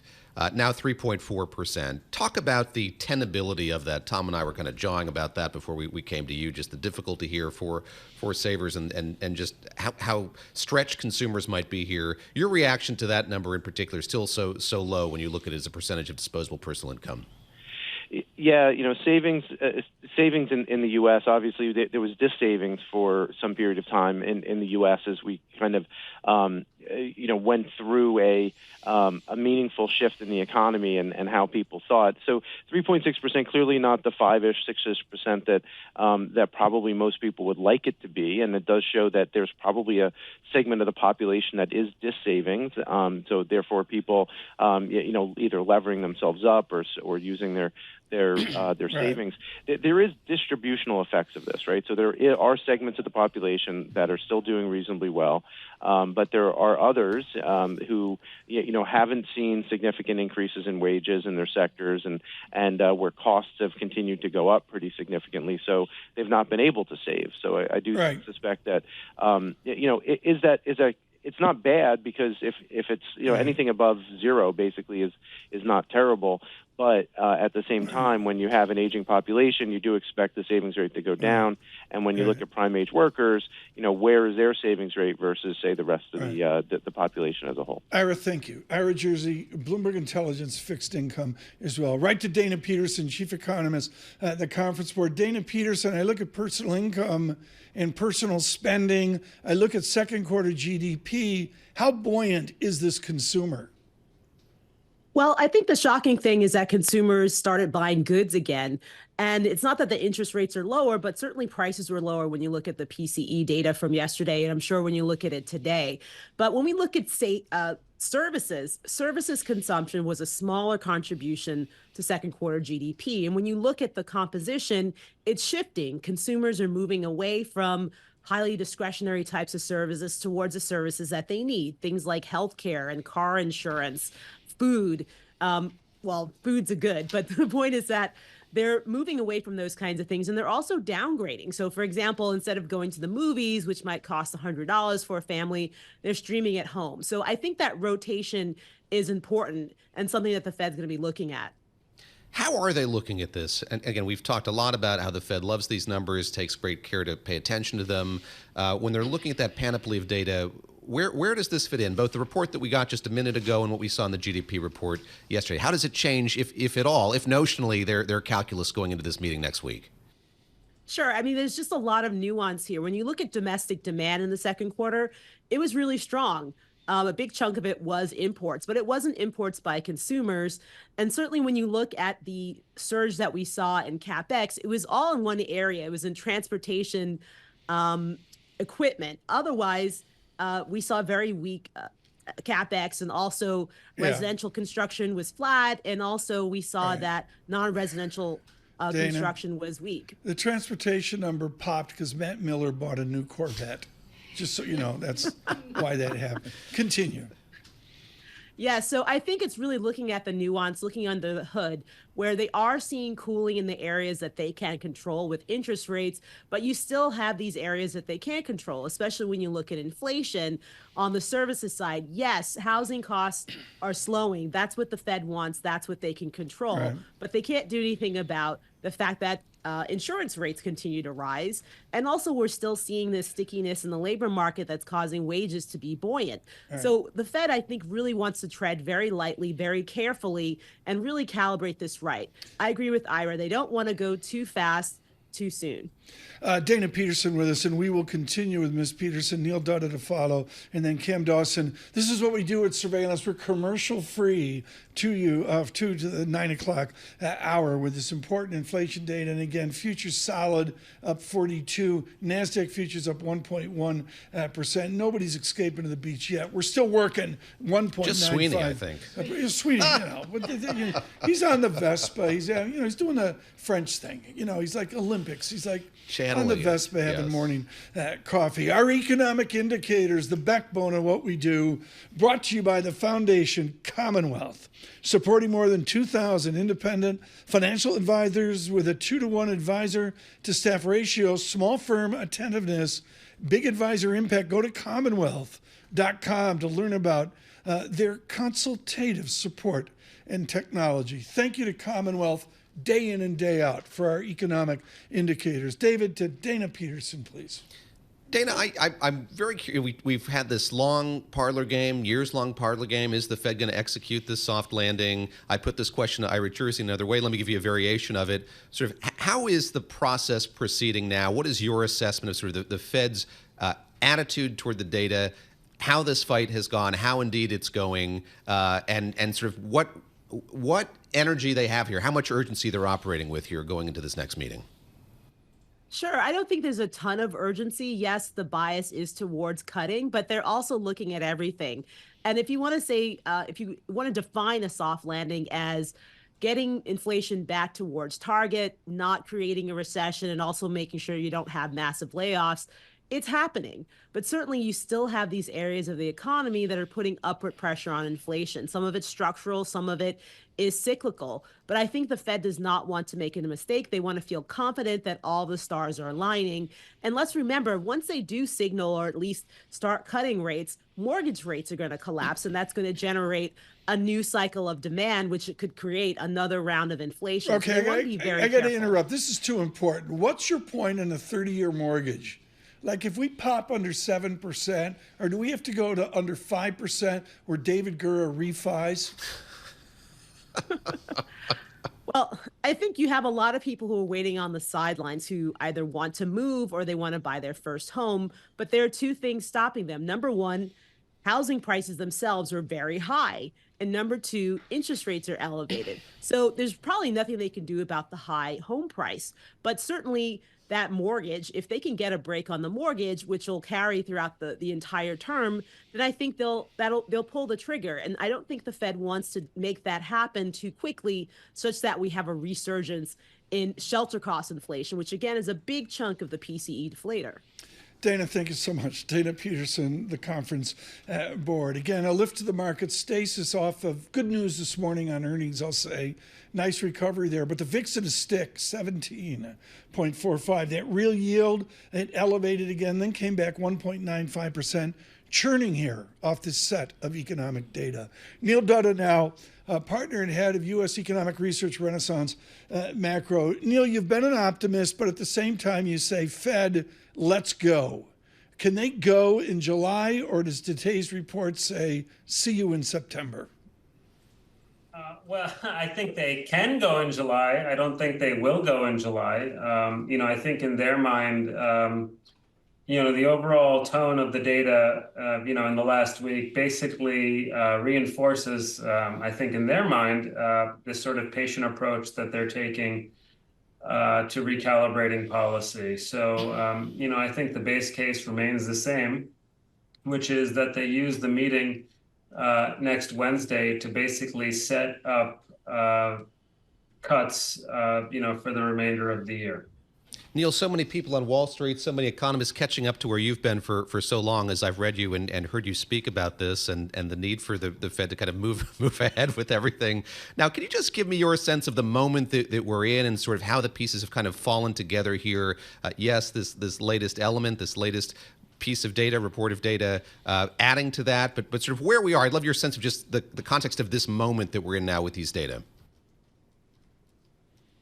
Well, I think that my sense is that the Fed is too data point dependent, not real necessarily data dependent. I mean, to borrow from ECB Chair Lagarde, I think the risk is that they are too sensitive to every single data point and not thinking about the overall sort of tone of the data that's come out so far and, what the outlook is likely to be. At the end of the day, despite record equity prices and loose financial conditions, at least in the models that they look at, unemployment has been climbing 0.1% in each of the last 3 months. We know that unemployment continues to sort of leak higher because continuing claims are still rising at about 3 to 5% against last year.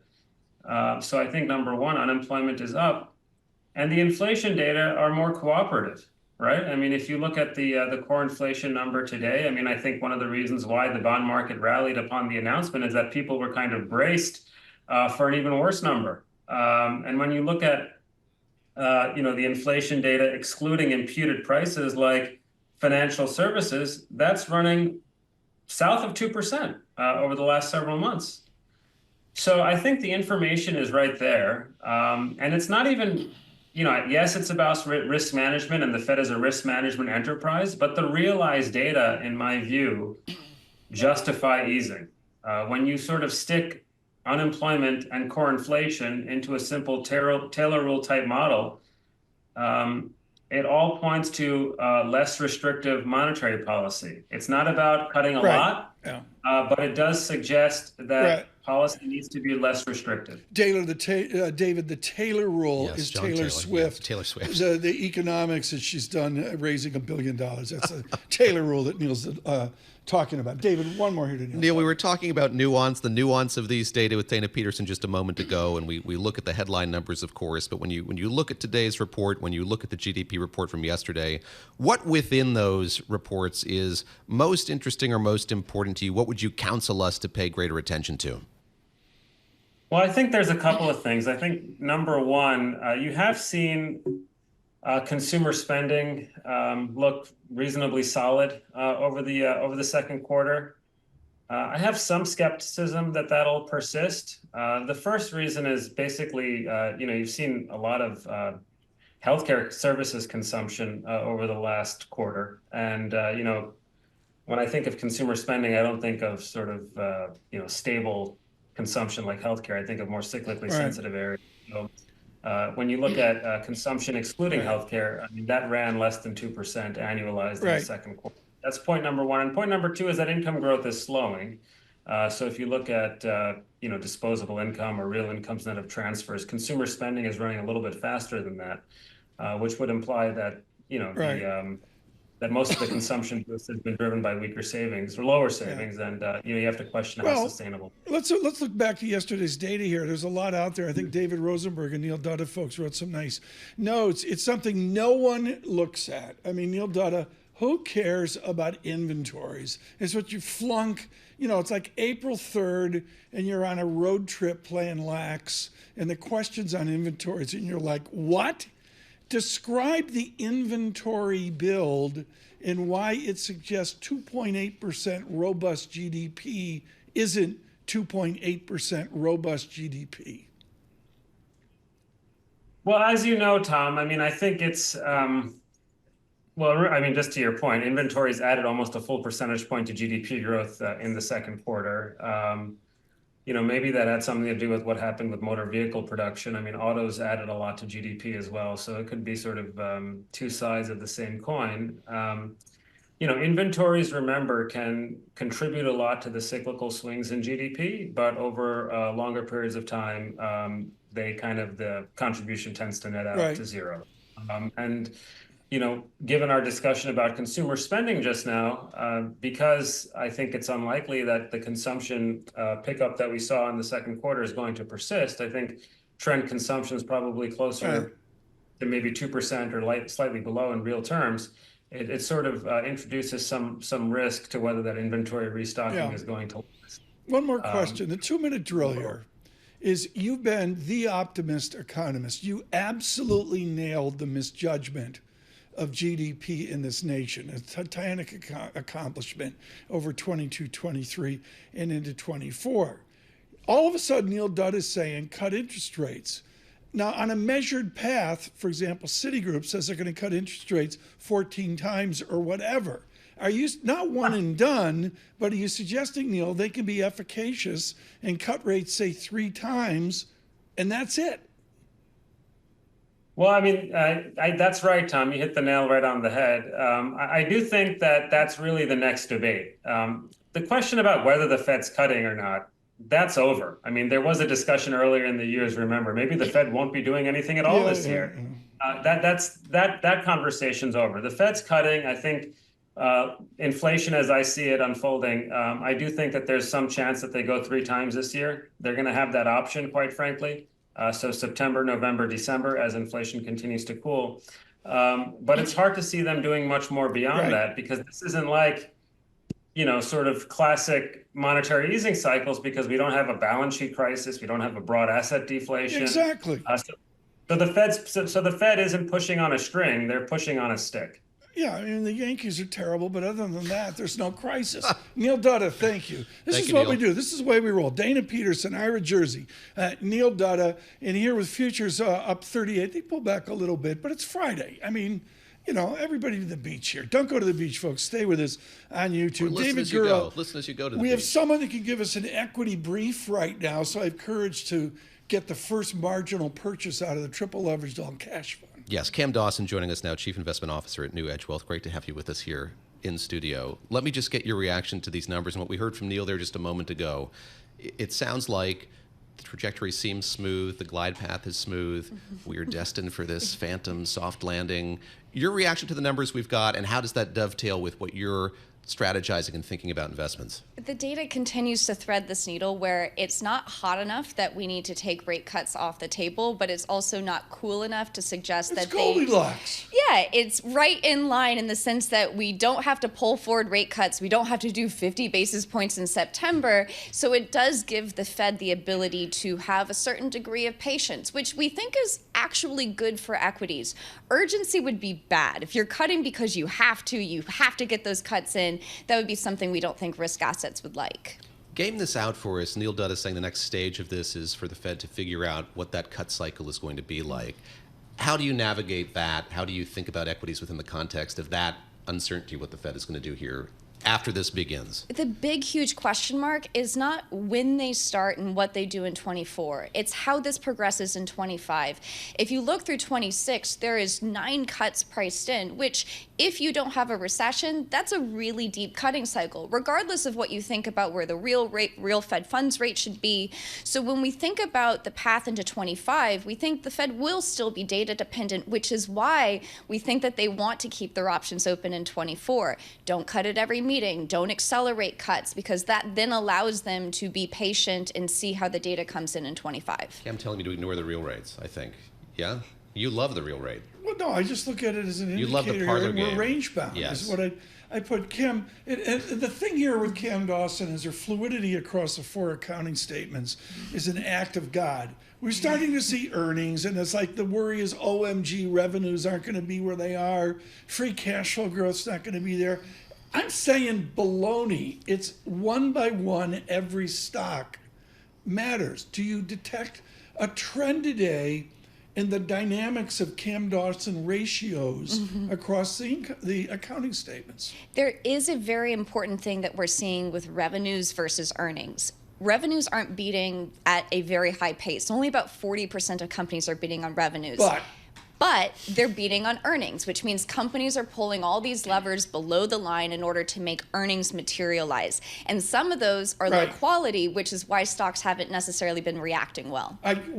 She knows she's laughing at me. Can you see there? She knows, she's laughing at me. Cam, the bottom line is that theory's there, but the key thing is 40% of stocks are getting it done. How do you discern those 40% of stocks that are delivering unit and price revenue mix that gets it done? It's pricing power. And I think this is the biggest theme and question mark over the next 6 months. It's what's going to be written in the next week. This is coming. Jack Welch is coming back. Well, you are hearing from companies time and time again that they're having trouble passing on higher costs to customers. And this is because inflation is falling. When you see CPI fall, that's effectively saying that companies aren't able to pass on these higher prices. That translates to margin pressure if this continues. And I think that would be the question for 25. Maybe the Fed likes that inflation's falling. Maybe consumers like it. Corporate profits might not like it as much. Cam, situate this for us in what we've seen over the course of this week, last week as well. Everyone's so blinded by or distracted by a handful of companies, by AI, these mega cap companies. How do you see through that? What's your counsel to those who just have been distracted by that for so long now, and at this point, seeing the kind of rotation that we've seen are beginning to look elsewhere? So if we think about the rotation in the terms of the accounting statements, I think it's actually an important way to view things. Right now, lower quality companies are rallying because they're getting balance sheet relief. What you're seeing is that interest rates are falling and people are hoping that interest expense for those small caps, mostly those that are unprofitable, will be easier. The thing that is the question mark is if you continue to see this deceleration in growth, do you get income statement pressure? So balance sheet relief is one thing, but does it come with income statement pressure? Which is why we think you can buy left behind areas like small caps, like international, like value, but you have to focus on the high quality portions of that market. Don't chase junk, because junk will reverse if you start to see softer growth. Is big tech junk? No. Big tech isn't junk, but just because it's not junk doesn't mean it necessarily was properly priced. If you look at the valuations of the overall tech index, it was trading higher than it was in 2021, at the peak in 21. So we do see valuation as a risk, as a thing that could be reset, but that can be reset in the context of a broader medium-term uptrend. These areas are still in uptrends, which we think need to be respected. At a point, if you start to see earnings weakness, that's when we'll change our mind and say you should trim back on risk in some of these areas. The key thing here on a Friday, where everybody's going to cash to keep up with me, the bottom line is you're still in a bull market mode. Can anyone keep up with you? No, I'm trying to make the first. Folks, I'm looking at an odd lot in Apple. I'm thinking like 32 shares Monday morning. But the answer is we're in a bull market. Get over it. It is a market that has been absolutely demanding that you respect the trend. And we still aren't oversold yet. I think that is important to note. We've had this volatility, but we're still in an uptrend, which I think should be respected until that changes. Okay, the highlight of the week. Right here, right now. We did Led Zeppelin. Okay, Liz Ann Saunders is doing Led Zeppelin. Somebody else is doing Led Zeppelin. Carl up in New Hampshire emails in. He's doing Led Zeppelin. Madison Square Gardens, 1973. Kim Dawson, what are you listening to this weekend? Oh, ramble on and only ramble on. Led Zeppelin. Wow, everyone is. How'd you know that? I just know it. He's got his finger on the pulse, the zeitgeist, Her finger on the flack told pulse. me. Your Her flack flack told you. Kim wants some Led Zeppelin love. Kim Dawson, thank you so much. Great to see you. With NewEdge. Really, really appreciate it this morning. It has been a most interesting week. Let's start with today. Can I say first, this is like a surveillance marathon, the likes of which I haven't run in a while, which is through the data. Good. Your reward is guests, we're on no Sunday commercials, evening. Coffee's empty. We're on Sunday. Oh, no. Okay. I haven't They gotten just the told memo us. yet. But I haven't gotten the memo either. Mick Jagger is 81 today. happy birthday. Happy birthday to Mick Jagger. And at the same time, at 90, John Mayall has died. We really featured Clapton yesterday with all of that. Jeff Auer had in his living room, this is a few years ago, this strange album of the Blues Breakers. And it changed how we think, including Cam Dawson's Led Zeppelin, the Blues Breakers with Clapton, All Your Love. Good morning.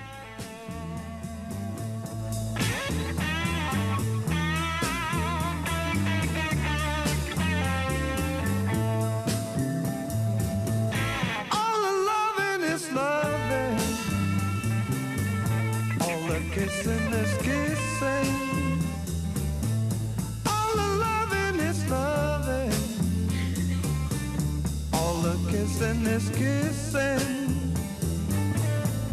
Before I met you, baby,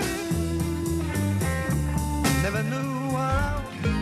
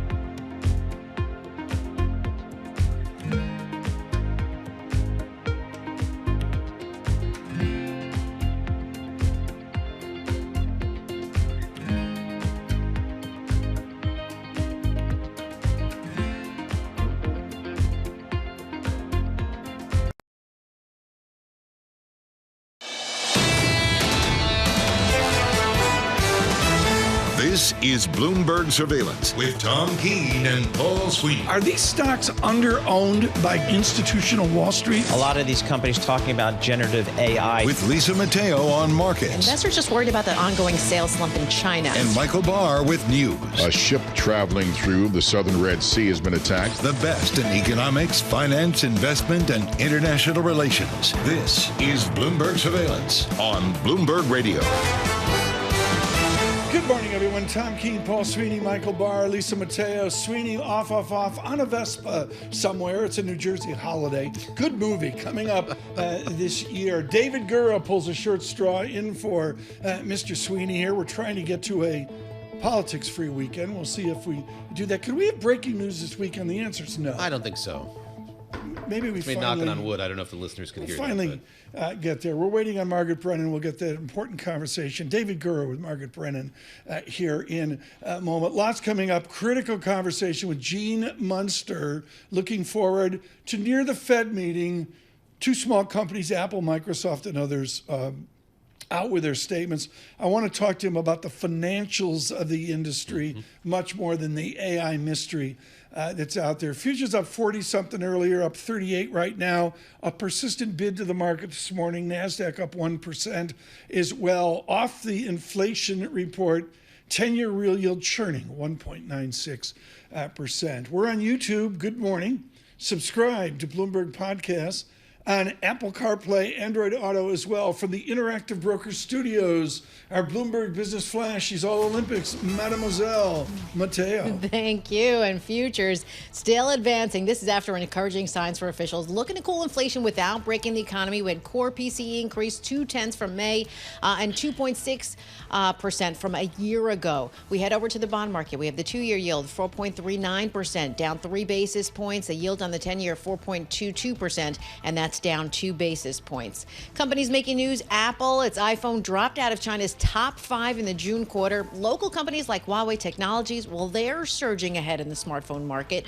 Apple shares are higher by 1%. OpenAI testing ChatGPT-powered search engine that could put the company in competition with Google. It's called SearchGPT.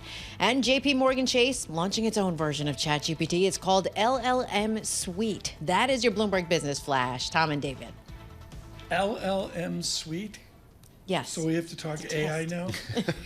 You're really averse to it. You said we weren't going to do it this hour. I'm looking at his buckets. What I heard this week, folks, which I think is really important on artificial intelligence, is there's different kinds of stocks, like semiconductors is the stuff everybody's buying to do this.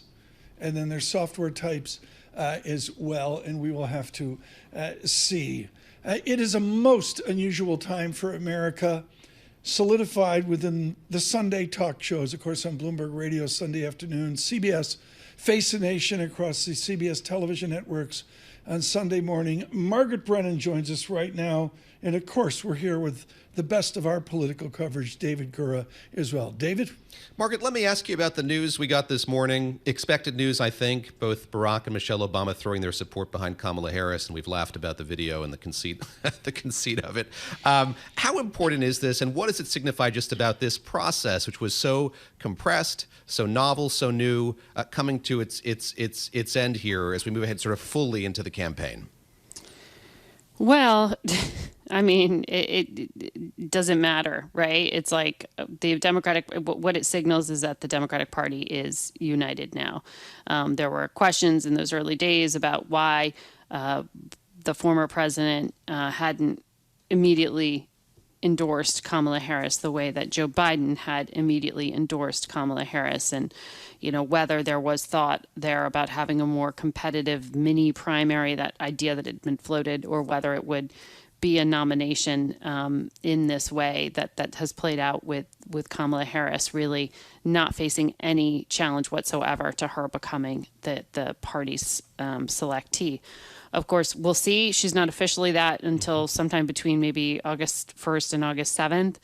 And we also have to see the DNC process after she picks a running mate. But it certainly appears that she is locked in, and there's new energy and enthusiasm among a party that was pretty divided just a week ago. Margaret, let me ask you about President Biden in this moment and kind of going into the speech that he gave in the Oval Office this week. I went back and read what LBJ wrote and said to the American people in 1968. He said, "I'm a free man, I'm an American, I'm a public servant, and I'm a member of my party, in that order, always and only."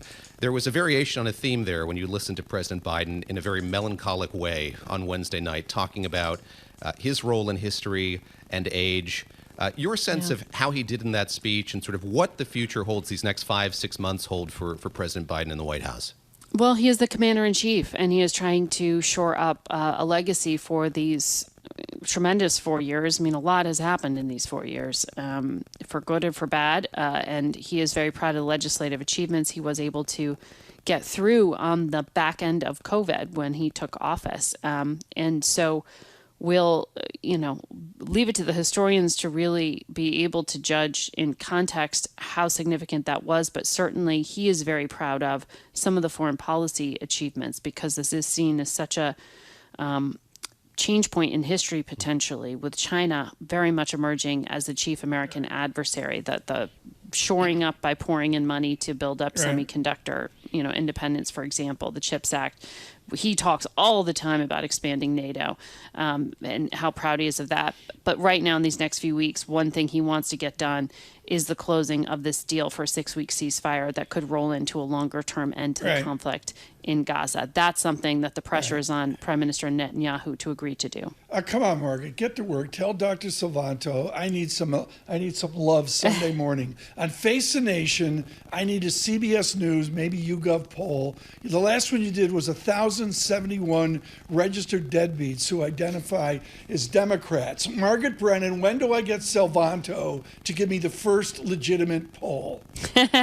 Well, Anthony will appreciate that praise. He told us just yesterday, guys, give us another week to digest this. You got to let the information sink in before we get a really fair judgment of.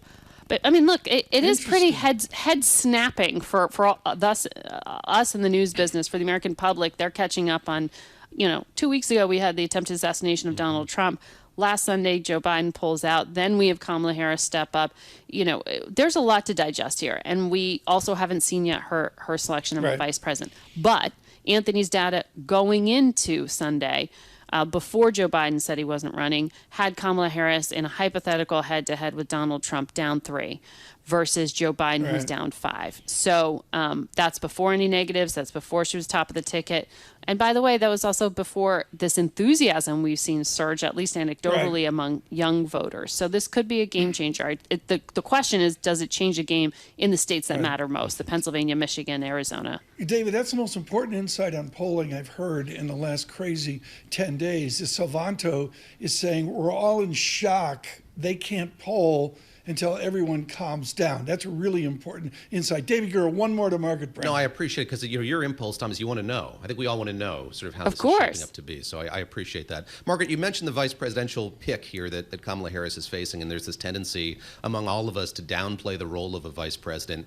We've seen that list. We've seen the parlor game begin here in earnest. But help us understand, give us your sense of what Kamala Harris is sort of thinking about, who she might want to be paired with, what she's looking for in a running mate.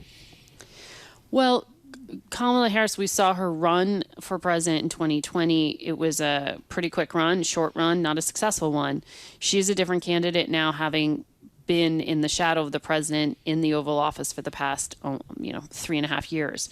She's going to lean into that more. You've seen her characterize things. Even when she talks about herself, she's really talking about Donald Trump. When she talks about her history as a prosecutor, she's doing it because she's trying to underscore the legal issues he has, the character issues he has, the things there. So you are going to hear this race switch back to being about Donald Trump, not being about the deficiencies of the Democratic candidate. The Republicans, I think, are still trying to figure out their counter tactic at this point. You hear some pretty lowbrow pot shot kind of things coming out. And that's not a long-term strategy, as I think the Wall Street Journal editorial board laid out yesterday. Like, you can't go after cat ladies and women without children and have that be a winning policy. position in terms of trying to take down the Democratic candidate. So we're going to see what the response is. We're going to talk about that some on Sunday. We've got Senator Lindsey Graham, who, as you know, is very close to Donald Trump. Margaret Brennan, thank you so much. Of course, Face the Nation, see it across the CBS television network Sunday mornings on Bloomberg Radio, 2 p.m. in New York, Washington, and Bloomberg 1061 Boston, Newburyport. Face the Nation among all the shows this Sunday at 2 p.m. on Bloomberg Radio. Futures up 38. With our news in New York City, Michael Barr. Thank you very much, Tom, David, Lisa. It's the endorsement she'd been waiting for. Vice President Kamala Harris officially won the backing of Barack and Michelle Obama in a video posted online this morning. Bloomberg's Derek Wallbank has more. Let's call this the final coming together of the entire Democratic Party, of the entire sort of not for Donald Trump group, right? Joe Biden steps down, endorses Kamala Harris 30 minutes later, and then at that point you set off this cascade potentially of people who could run against her. Every single one of them, one by one, says no. Bloomberg's Derek Wallbank. Israeli Prime Minister Benjamin Netanyahu continues his trip in the U.S. with a stop to visit former President Donald Trump. Later today, Netanyahu will meet with Trump at Mar-a-Lago. Trump told Fox News Israel should end this war quickly because it has been decimated by the publicity. Thousands of passengers were stuck at a railway station in Paris after saboteurs attacked France's high-speed train network ahead of today's Paris Olympics opening ceremony. This passenger from the Netherlands said her train back home was delayed. We came to here and then we were waiting on our train, and we saw at the billboards that there is a delay on 30 minutes. Now it's 14 minutes, so it's getting longer and longer. The railway operator said vandals had damaged signal boxes along the lines connecting Paris to other cities. There's no claim of responsibility for the sabotage. Authorities say a Northern California wildfire that has tripled in size in one day was started by a man who pushed a burning car into a gully. Officials say they have arrested the 42-year-old man who will be arraigned on Monday. The Park Fire has burned more than 250 square miles near the city of Chico. Global news 24 hours a day and whenever you want it. With Bloomberg News Now, I'm Michael Barr, and this is Bloomberg. Tom, David, Lisa. Perfectly timed, Michael Barr. Thank you so much. Cat people, what about dog people? You know, Pew Research and Rachel Minkin come out, and I'm sure it's by chance, but it's a fabulous, detailed report. The experiences of U.S. adults who don't have children. And unlike the politics, whatever your politics, it's very, very nuanced here. I mean, there's like 15 different threads, if you will. There are those who don't want to have them, want to focus on other things, concerns about the state of the world. I want the Venn diagram of cat ownership and young people not having children. Yeah, and dog, and dogs, I guess. I like this one. It sounds. Oh, they interviewed the Bar House. Oh. They don't really like children. They don't like me either. We have a cat. And my cat loves my wife. And I go and try to pet the cat, and the cat's like, taking off and running. Yeah. And it's like, okay then. Oh, you're here for the food. I get it now. Okay. But, hey, it is what it is. I run on the bunny rabbit ticket. Here's another one from Pew Research. We couldn't imagine what the trip to Costco would be like. Oh, boy. With the cat. If they had children. Pew Research. I just put it out on Twitter, folks. I'll get it out on LinkedIn. Serious research from Rachel Minkin about this topic of our politics.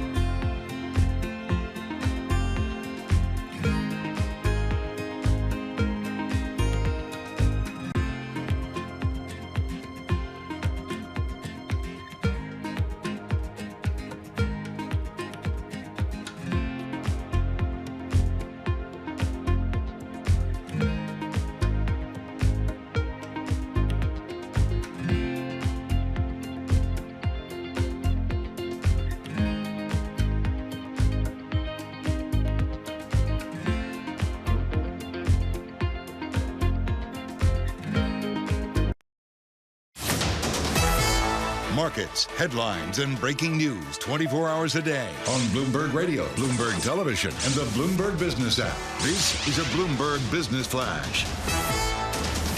And this Bloomberg Business Flash brought to you by Interactive Brokers Bond Marketplace. Access their vast selection of over 1 million global fixed income securities with no markups or built-in spreads and low transparent commissions. Learn more at ibkr.com/bonds. All right, we've got green on the screen, and this is after the Fed's preferred inflation gauge rose at a mild pace in June. Consumer spending stayed firm. We have NASDAQ futures up 0.9%, S&P futures 0.7%, Dow futures 0.6%. The 2-year yield at 4.39%, up down 3 basis points. The 10-year yield 4.21%, down 2 basis points. Moving the markets, medical device manufacturer Dexcom, it's down 36%. The company cut its full-year sales forecast for its glucose monitoring devices. Eli Lilly, down more than $120 billion in market value. Rivalry obesity drugs from Viking Therapeutics, Roche, those are showing progress.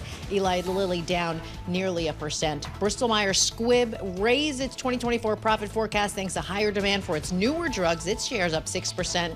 And finally, European drug regulators, they rejected an Alzheimer's therapy from Biogen and Eisai. Biogen down about 6%. That is your Bloomberg Business Flash. Tom and David. Thanks so much. Greatly appreciate that, Lisa. And now an important conversation. I want to drive the conversation forward, which you can always do with Gene Munster, Deepwater Asset Management. One of the high points of the summer was a lengthy Nathan Hager conversation with Dan Ives and Gene Munster that was, to be kind, informative. Gene Munster, Brent Bracelin over at Piper Sandler, your old watch, has an overweight on Microsoft. Loop has a strong effort there as well over, where you were years ago. You're now at Deepwater, and I don't think you're doing buy, hold, sell, but everybody else is saying if you're going to do AI, Microsoft is a conservative play. Are they? I think there's a lot of better places to be, and maybe taking a step back is the first question that we should ask is, do you believe, or to what degree do you believe that AI will be transformative? And if you're in the camp that this is going to be something that comes close, meets, or exceeds the hype, then Microsoft is going to go up. There's no doubt about it. I think there are better places to invest related to AI, which just given their pole position may seem a little bit out of touch. But the simple reason is that Microsoft doesn't have full control of their AI destiny, is that they, of course, work closely with OpenAI, but their ownership is not an equity ownership. It's related to revenue. So OpenAI can do things like do a deal with Apple. And ultimately, Microsoft has worked more, is building more of these small language models to try to diversify. And so I think that they will clearly benefit, but we think that the best positioned company, despite the news yesterday around Search GPT, is Google. And just to put that into the contrast to Microsoft, is Google, they own their foundation large language model. They have advanced silicon, and they have distribution of 6 products that have 1 billion or more daily active users. And those are 3 things that Microsoft can only claim 2 of. Gene, there's so much of this that's hope and a prayer and a promise when it comes to AI. So picking up on what you said and Tom's good counsel that we should look forward, let me look back only briefly to say, what can we take away from what we heard from Google, from Alphabet this week, and layer that onto what we're going to hear next week from these other companies? I hear what you're saying about Microsoft and the way that they're approaching AI, but is there the potential that this is perhaps a savvy move, and that, if this doesn't pan out to be as transformative, as widely transformative as many people think, not being all in on it might in fact be a good thing going forward? Well, I think it would be a historical mistake if they're not in. That's my opinion, but let's take the approach that that they're spending a lot of money, and it may be not money well spent. So just quickly to kind of frame that in, is that these companies are spending about $50 billion a year on CapEx. So you figure over a 3-year period, $150 billion. They're generating about $100 billion a year in income. Of that CapEx, by the way, about half of it is related to AI. So said another way, $75 billion over 3 years. Their market caps are $2+ trillion. And as Zuckerberg said this week in his Bloomberg podcast, that there's just too much risk if they don't pursue this because it is the biggest changes he talked about in the next 10 to 15 years. I think it's the biggest change in the next 50. But the point is that I think that if one of these companies takes the approach of let's save $10 billion here or $10 billion there over a year period, I think it could be just a historic mistake. And so they get it. Google said it. Sundar said on their call that they have to continue to embrace CapEx, and ultimately, Dave, that's the central question about AI investors should focus in on, at least over the next year or 2 years, is what does that CapEx pace look like? I mean, the Zuck is with Emily. Okay, fine. We got to get Gene Munster on the big take with David Gura. I mean, I'd love it. I think we can't shoot it as beautifully as Emily shot that interview with Zuckerberg. No, we can't. But that's great. Valhalla. But Gene Munster, tell me about Apple. I guess they're doing Apple Intelligence. It's not really AI. It's pretend AI. Forget about it. Everybody in this room are going to have to buy 6, 7, 8 iPhones come September, October. Are we all sleeping into September when Apple stuns us? I think the stun is going to be over the next year. And ultimately is that these features, well, they've been around for a year plus, is that the fact that Apple is going to make them just work so seamlessly together, I think is going to expose what I estimate 20% of the world to these AI tools many times a day. It could be 10, 20, hundreds of times a day. And that is going to create a powerful upgrade cycle. The next 3 years for Apple is going to be clear sailing. And I use those words with caution because you always want to have your guard open. But I think that this upgrade cycle, like you said, is going to be breathtaking. So I think that I own Apple on my personal account. I think it's going to continue to do well. What's your sum of the parts on Apple? Come on. So Old days, I think Piper that they Jaffray, come on. Yeah, so I have to preface, it's not investment advice, but the way I think about it is that I think that they can earn $9 in about a year and a half. And I think a reasonable model is kind of a low 30s, 30 multiple. At the peak of the .com was 100 multiples across the board. I think low 30s is very reasonable and kind of gets to about a $315 stock. Is that good? I mean, we got Gene Munster out on a limb like perfectly. that. He's going to come in here someday with a lime green jacket, in a flower shirt, with a pair of Nikes. Nobody in Minnesota has those. Gene Munster, thank you for being like Dan Ives. Greatly appreciate that. Mr. Munster, and really a high point of the summer, seriously, is Deepwater's Gene Munster with Dan Ives of Wedbush. Smart. You agree or disagree, doesn't matter. They engaged the brain with that terrific Bloomberg Day great Nathan. What? Nathan. Oh, Hager. Thank you. Oh. Nathan Hager. Thank you so much for that. Gene Munster there with a 300-plus target on Apple. That's not my target. I'm still in the triple leveraged all cash. What do you say, David? I mean, was checking the balance of that. We got to get the market open right now, and it's great. 3 days ago, it was like slit my wrist, do the big take. Well, it seemed and bad. The market's over. No, it's true. And in a day or two, it's changed radically so. But the backdrop to what we were just talking about is just such a busy week coming up here with Meta and Microsoft and Apple and Amazon as well. I mean, this is going to be for you and Paul to deal with. But 4 hours away, Paris Olympics. Yes. What's your beverage of choice for that? We'll have champagne. Well, French. Yeah, you could go with the Ricard. They have champagne there for everything. Yes, I mean, it's none of this fancy party stuff on the like faucet. That. They have, breakfast and the rest. I think, Pernod. I think you've got to go. But the key thing is, in France, they don't use ice. They don't believe in ice. No. Like, yes, for martini, up shaken. Yeah, no. They take an ice cube and shake it over it. But I think Pernod. You got to go with Pernod. Yeah. I guess Mr. Macron shows up. Yeah. He's still running the show. Still, nominally at least.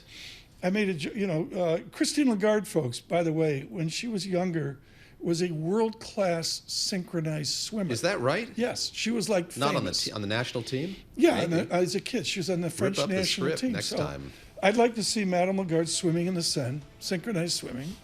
We could see that. We got to get the markets open here. We should put that in. Maybe it can create the photo for us. Lagarde, synchronized swimming, ChatGPT. It works. Good morning, Frankfurt, Germany. Futures up 40. Stay with us. Bloomberg Surveillance.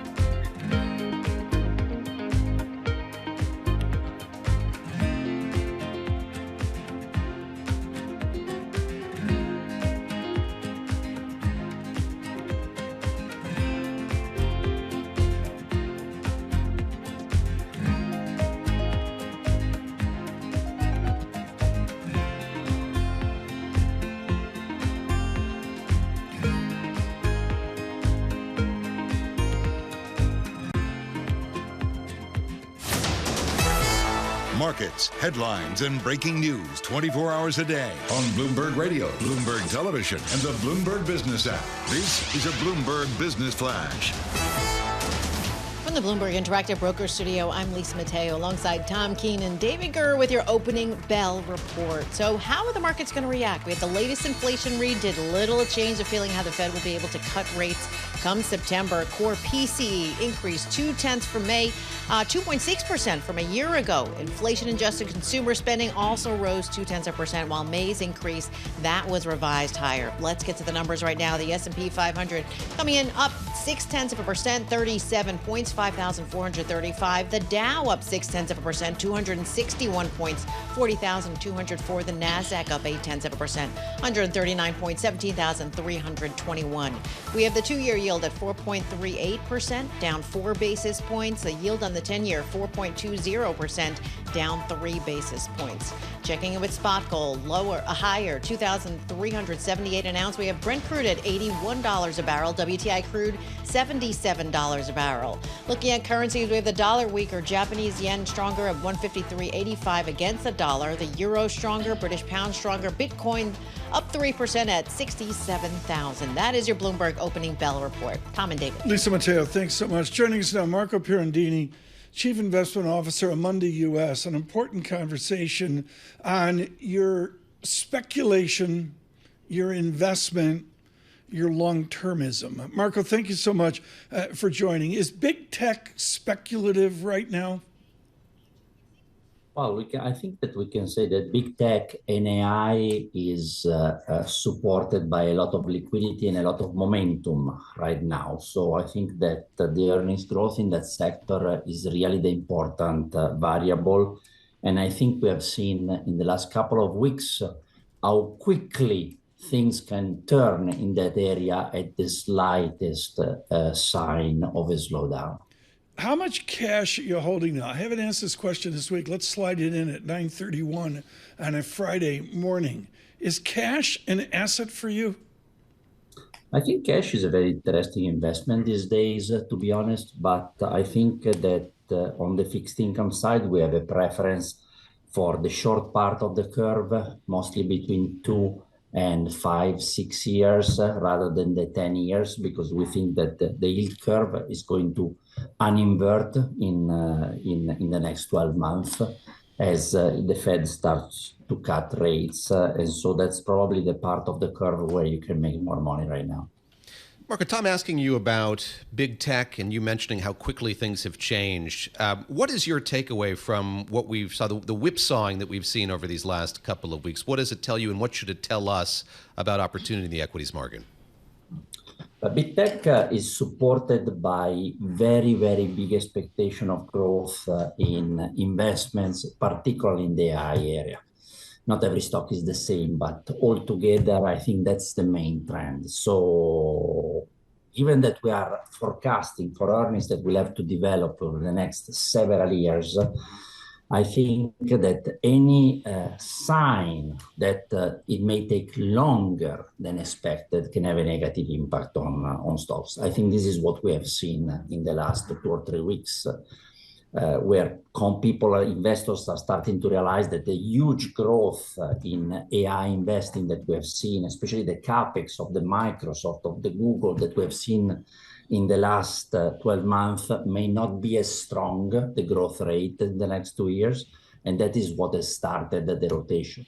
Having said that, I think that outside these more speculative parts of the markets, I think that there are a lot of opportunities in the US market, because I think that the equally weighted S&P 500, so the average US stocks, is trading at about 17 times. That is a very, very average valuation. We talk about the U.S. market. We haven't talked about international opportunities on the show this morning. Where do you see those? Where outside of the U.S. are you looking? Honestly, we like a lot right now equities outside the US. We like the turnaround in Japan that is supported also by the weak currency. We think that Asia and China are putting a bottom here, and the economy is starting to stabilize from very, very weak level. But the consumer side of the economy should start to improve. And Europe is stable. And what we like in Europe is that a lot of European companies are really global companies, not European companies. They may have 60, 70% of the business outside Europe, and they're much cheaper than equivalent American companies. That is an opportunity. Can you buy luxury here with all the turmoil, Gucci down in flames, etc.? Can Amundi buy luxury? In our strategies here in the US, that's not our preferred sector right now. I think that the correction is that we have to see that has just started is going to take a little bit more time to play out. Okay, Marco Pirondini, thank you so much. With Amundi U.S. This morning. David Gura mentioned this earlier, folks, and I think it's too important. The big take doing a huge effort, Mr. Netanyahu's effort here. The Associated Press has Aaron David Miller, colleague of Martin Indyk, who he tragically have lost in the last 24 hours. Aaron David Miller saying that Ambassador Indyk was a giant. And here's Aaron David Miller. Benjamin Netanyahu has spent much of his career in the last 2 decades in tethering himself to the Republican Party. David Gura, what would this gentleman that we lost, Martin Indyk of CFR, what would he say to that? I think that he'd agree. He was at the end of his life dispirited with where things were, but optimistic that there'll be peace eventually. Martin Indyk, two-time ambassador to Israel from the U.S. and President Obama's liaison, special envoy dealing with Israel-Palestinian relations.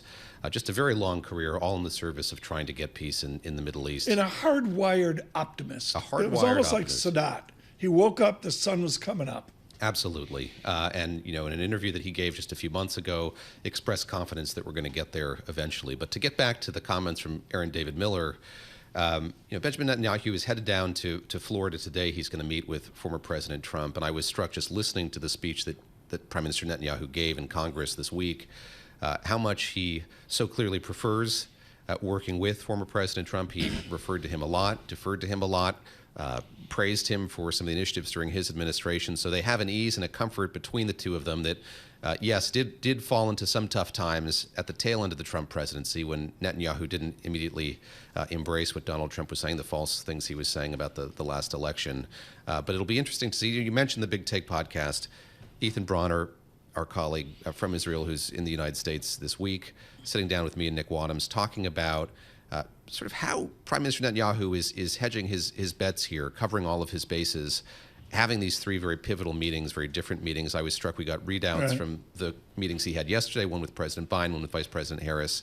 Very different in tone, very different in assessment of what was covered in those meetings. And going into them, we kind of knew that something that Vice President Harris has talked about and cares to talk about is the suffering of Palestinians. That is something that came up during the course of that meeting with the Prime Minister yesterday. Do you just assume in Chicago there will be protests? Because every day, me removed from this story, I see protests. I see the marble, the statue, the granite desecration of monuments in Washington. There's a lot of people saying, oh, it'll subside down. And I'm saying, really? Do you just anticipate, David Gura, protests in Chicago? I think that you're right. And I think that like what we saw with the Republican National Convention, there'll be a large perimeter. It might be sort of away from the arena where all of this is going to take place. But if this week is any indication, yes, we are going to see sizable protests. They started around that speech that the Prime Minister gave, and they've continued over the course of the week while he's been in Washington. I think the Democrats have been expecting that. And to your question, I think they're likely to happen in Chicago for sure. There's a lift to the markets right now. The Dow up 460 points, 40,400 on the Dow. SPX up 1%. NASDAQ a little less than the futures lift, but nevertheless up 0.8%. The VIX with that 18 level now into a constructive 17.38. With our news in New York City, Michael Barr. Thank you very much, Tom, David, and Lisa. Just as the Paris Olympics are about to begin, a coordinated act of sabotage has crippled the country's high-speed rail network. French officials say attackers set fires at 3 key rail nodes, leaving as many as 800,000 passengers stranded through the weekend. Paris prosecutors have opened an investigation, but Bloomberg French transport reporter Albertina Torsoli reports that there's no official word on who could be behind the attack. The police is investigating, but we have sources, and one of my sources, this is not verified, but is looking more towards the local protesters' situation, because there was a lot of knowledge in what was done. Fires were set off at 3 critical rail line nodes. The people knew what they were doing. Bloomberg's Albertina Torsoli in Paris. Former President Barack Obama and former First Lady Michelle Obama have offered their full support to Kamala Harris in the 2024 presidential race. This is going to be historic. We called to say Michelle and I couldn't be prouder to endorse you and to do everything we can to get you through this election and into the Oval Office. Oh my goodness. Michelle, Barack, this means so much. The trio spoke in a phone call and a newly released video this morning. The official nomination will be made at the party's convention next month. Former President Donald Trump is due to talk face-to-face with Israeli Prime Minister Benjamin Netanyahu for the first time in nearly 4 years. In today's meeting at Mar-a-Lago, Trump will seek to mend ties that were damaged at the end of his presidency when Netanyahu recognized Joe Biden as president. Global news 24 hours a day and whenever you want it with Bloomberg News Now. I'm Michael Barr, and this is Bloomberg. Tom, David, Lisa. Okay, we're going there right now. Lisa, help me out here as well. I get equestrian is an Olympic sport because Katie Greifeld has said, just shut up, Tom. It's an Olympic sport. Golf is suspect. Field hockey. Remember we were kids and it was like, oh my God, it's field hockey. That's so cool. But some of these, come on, skateboarding is an Olympic sport. Table tennis, okay, fine. I guess that's for the Asians. I'll go there. Trampoline, I get. I want the javelin. You can't find the javelin. You can't find the discus in the program because I'm worried about, just different, stupid stuff. Am I off the mark? Well, I mean, times have changed. Tom. Will you watch skateboarding? Cycling, BMX, freestyle? Oh, that's huge. It's like the X Games have merged with the Olympics a little bit here. That's the small bike. Yeah. He knows his stuff. Listen, I'm sitting in the I'm backyard, as old as you. Yeah. Sitting in the backyard. I pulled my back out for a month when I was like 8 years old. They were in Melbourne or somewhere trying to do the discus with a plate with mud on it. That is hard to do. Did you really do the distance? Yeah, once. And they pulled my back out. Javelin, no? Lisa, come on. You're the only one in the room in shape. Gura fakes it. I fake it. Gura Charlotte. it. No, skateboarding is really huge for the Olympics. I mean, there's top skaters there. You know what? What was it? The shot put. That was the other one. It was great. That was a big one. Yeah. And the weightlifting is this, the unimaginable weights are lifting in that. But what was this going to be on Peacock, David? Play Paul Sweeney. It'll be on Peacock across NBC's suite of channels, I'm sure. Yeah, you're right. Did you hear about this guy? The field hockey. You talk about the field hockey player, and I guess he had an accident with his index finger. And took a finger off. And just took the finger off. Yeah. He pulled a Ronnie Lott. Yeah. And it was like, oh my gosh. I see that Australian field hockey player amputates finger to play in the Olympics. Yeah. One of our managers, Colin, hit his finger on the keyboard last week, did the same thing. Well. He's on leave. He's on leave for a few months. Lisa, these are not Olympic sports. You want me to watch BMX racing? I bet Tom will. With 400 commercials? Yes, it's very exciting. When they jump up in the air, you got to watch it. All of this, Caroline Conan's wired in here, and she says, it all starts in 3.5 hours. Well, I'm sort of the opening ceremonies. They got my attention. Dion, I'll watch that. Yeah, Celine Dion will be there. Singing. Yeah. Snoop Dogg and with Lady Gaga. Oh, Lady Gaga, yes. Madame Gaga. Madame Gaga. Ceylon, she's huge over there. As are you. Don't sell yourself short. You should be there. You want to go? Get the Concorde, Surveillance Concorde. Actually, that would be cool. We thought about it, but that didn't get approved in the budget last year. Bloomberg Surveillance. Good morning.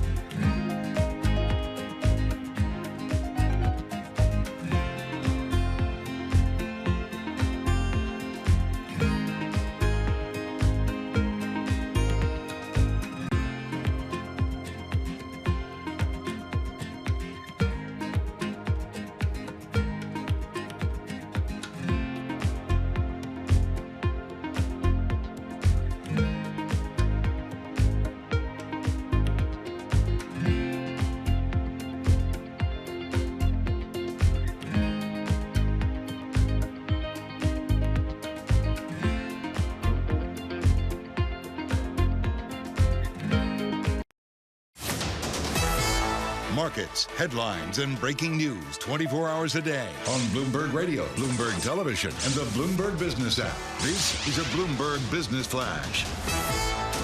From the Bloomberg Interactive Broker Studio, I'm Lisa Mateo. Stocks still on the rise. Bond yield falling after more inflation data right now. So we'll go to the NASDAQ, up 0.8%. We have the Dow up more than 1% right now. You see a shift there. The S&P 500 at up 0.9%. So let's get to the 2-year yield, 4.38%, down 5 basis points. The 10-year yield, 4.19%, and that's down 5 basis points. We have spot gold higher, $2,382 an ounce. Brent crude, $81 a barrel. WTI crude, $77 a barrel. To earnings we go, and we'll check in with 3M. Shares up 14%. You know, the maker posted notes. It raised its full-year profit under the leadership of its new CEO, Bill Brown. Colgate-Palmolive up about 2%, better than expected second quarter earnings, backed its full-year guidance. And major video game makers like Activision facing a strike by Hollywood performers today over the use of artificial intelligence. That is your Bloomberg Business Flash. Tom and David. Lisa, thanks so much. I just heard that. I looked out the window last night, and I said, it doesn't look like fog off the ocean, like Sweeney's drowning in fog. And I guess it was rain, and I'm sort of like, are the fires back? And there we just heard, maybe they're coming back from Canada. I still have memories. It was a year ago? When we saw 2 the years haze. ago. The haze was so thick. I remember being at like a softball practice and it rolling. It was that kind of orange glow to the city. Yeah. Apocalyptic, post-apocalyptic. That's something new. That's something to pay attention to. I got a fancy map here. Thank you, New York Times, for that. And it lands, the entire thing is going to land on Brooklyn in 3 days. Yeah, there you go. It's not there yet. I'm not at altitude like you are, so it's going to hit me hard. Good morning, the Dakotas. The Dakotas are getting slammed right now with those fires. We'll continue to monitor that. Rob Carolyn leading all of our weather abilities. This is a perfect sum up for me. Gura and I have a pact. We're not going to be here Sunday evening. And so to stagger to Monday, I need to look at the deepest part of the system, which is the foreign exchange market. Jane Foley will brief out of Rabobank on the crazy yen rally, which was weak dollar, yen to the moon, strong yen, but on the others, almost a churn to it. Jane Foley, what is the signal of the churn that I see in so many currency pairs right now?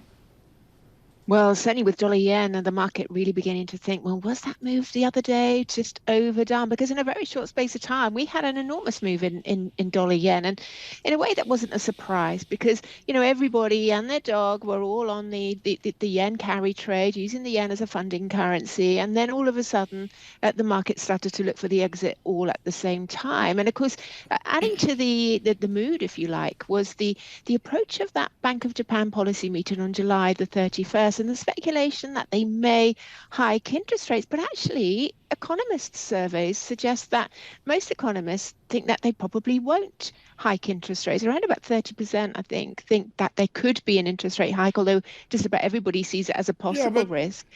Jane, on the other side of that, is there dollar resiliency, or are we finally seeing what President Trump wants, which is dollar weakness? Oh, I think we're a long way from calling the dollar weak, really. I mean, it's still the second best performing G10 currency in the year to date after sterling, and sterling only just really, pipping it at the post a few weeks ago. So yeah, I think dollar strength is very prevalent, and I think dollar strength can continue to be, prevalent for some time. I mean, in many models are still pointing to fair value for euro dollar at about 120, some of them even above that. So where we are now, with 108 handle, that's still a fairly strong dollar, and certainly if you look at the yen, well, I don't really even have to point out that the dollar is strong against the yen. And for cable, historically, if you go back over the last few decades, the average is something like 152, that sort of level. So the dollar is still firm, a long way from pushing it to where Vance and Trump would like to see it. And to be honest, like everybody has been talking about for the last few weeks, if they come through with tariffs, if they were to win the presidency and the vice presidency, if they come through with tariffs and tax cuts, well, I don't think the dollar is really going to weaken on the back of that inflationary impulse. Jane, how are you dealing with all of these potential eventualities? So talking about, maybe there being more tariffs, the tariffs staying in place, et cetera, all of the uncertainty that we've been living through, Tom and I, since Sunday of last week when we came in here for a special after the latest late breaking news. How are you following that, processing that? Sort of, how much attention are you paying to the day in and day out of U.S. politics right now? You know what? It's impossible to ignore. It's almost like a Netflix series, sitting on the other side of the Atlantic. Apart from, it's bigger than that, because obviously it might be US politics, but for all of us over here who don't have a vote, we know it's going to affect us too, particularly when you consider issues, such as NATO, etc. So it's going to have a massive impact potentially on, our security, outside of the US, but also, our trade policies.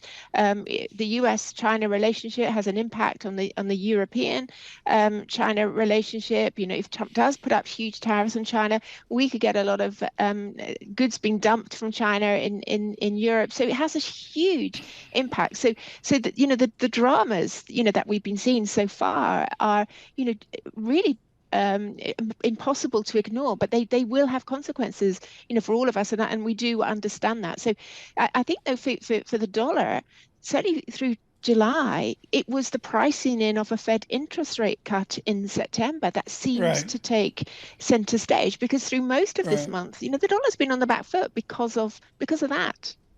How's Starmer doing? I guess he's going to go over to the Olympics today and float down the Seine on a river. But Jane Foley, one final question here. How are the first days, the first weeks of this new Labor majority?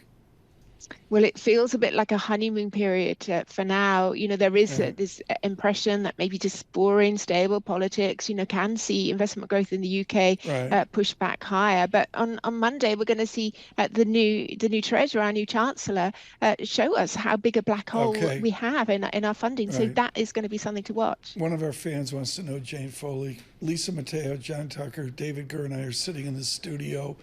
Are you taking all of August off? No, I'll be working all of August. There we go. She's not BOJ French. Meeting. She's not French. Yeah. Look at that. Jane Foley, thank you so much. Thank you, Jane. Try to have a good weekend with Rabobank, just definitive there. Boring, stable politics. I love to hear that. We don't have much of that. No. Here. Well, and it's what we've done, which is fascinating, David. We laud them because they have a short campaign cycle. And that's sort of what we've got now. Yeah, lo and behold. Is it almost here we a are British emulating dash? that. Yeah. Emulating. A mad dash. John Tucker here. Yeah. Great to see you, John. It's a weekend, and things have been happening on the weekends as of late. Well, not that you would know. I haven't seen you on the weekend. We're coming in here looking for John. He's not around. We're trying to get. I didn't get the call, David. We're trying to get off here. Let me do a data check here to save the show. For all of you on YouTube, Apple CarPlay, Android Auto, it's a lift and a persistent lift to the Dow Jones Industrial Average of 537 points, rounded to 40,400. SPX up a solid 0.7%, but measured by the VIX comes in as full stick, 17.51. And the NASDAQ was up more enthusiastically in the future space, up 0.5%. We'll take it, 18,900. Bitcoin, we haven't mentioned. That'll be a deep discussion for Alex Steele and John Tucker in the next hour. Bitcoin, a big $2,500 lift. Seriously, 67,800. We laugh, but there's a big Bitcoin conference happening in Nashville this weekend, and the former president headed there, holding a fundraiser on the side. More than $800,000 a ticket to sit with him and have a photo taken on the sidelines of that. So the crypto vote, whatever it offers, is contested. There it is. When we were kids, and happy birthday to Mick Jagger, there was an album cover where you tried, this is how to look cool. It was Let's Spend the Night Together and Ruby Tuesday, and it was the Stones. And Keith Richards was sort of blurry. He wasn't like in the picture, but it was like you could pick your Stones, David, to see, okay, I can stand like that. I could be like Charlie Watts, or I can be like Brian Jones, or that. And the song that they did, a lot like Rubber Soul with the Beatles, was this one song that I guess Keith Richards did the whole thing, but it defined Mick Jagger. And it wasn't like, some big arena thing like Future Stones. It was intimate Stones. Ruby Tuesday on Mick Jagger's birthday. Happy birthday. In the darkest night, no one knows. She comes and goes.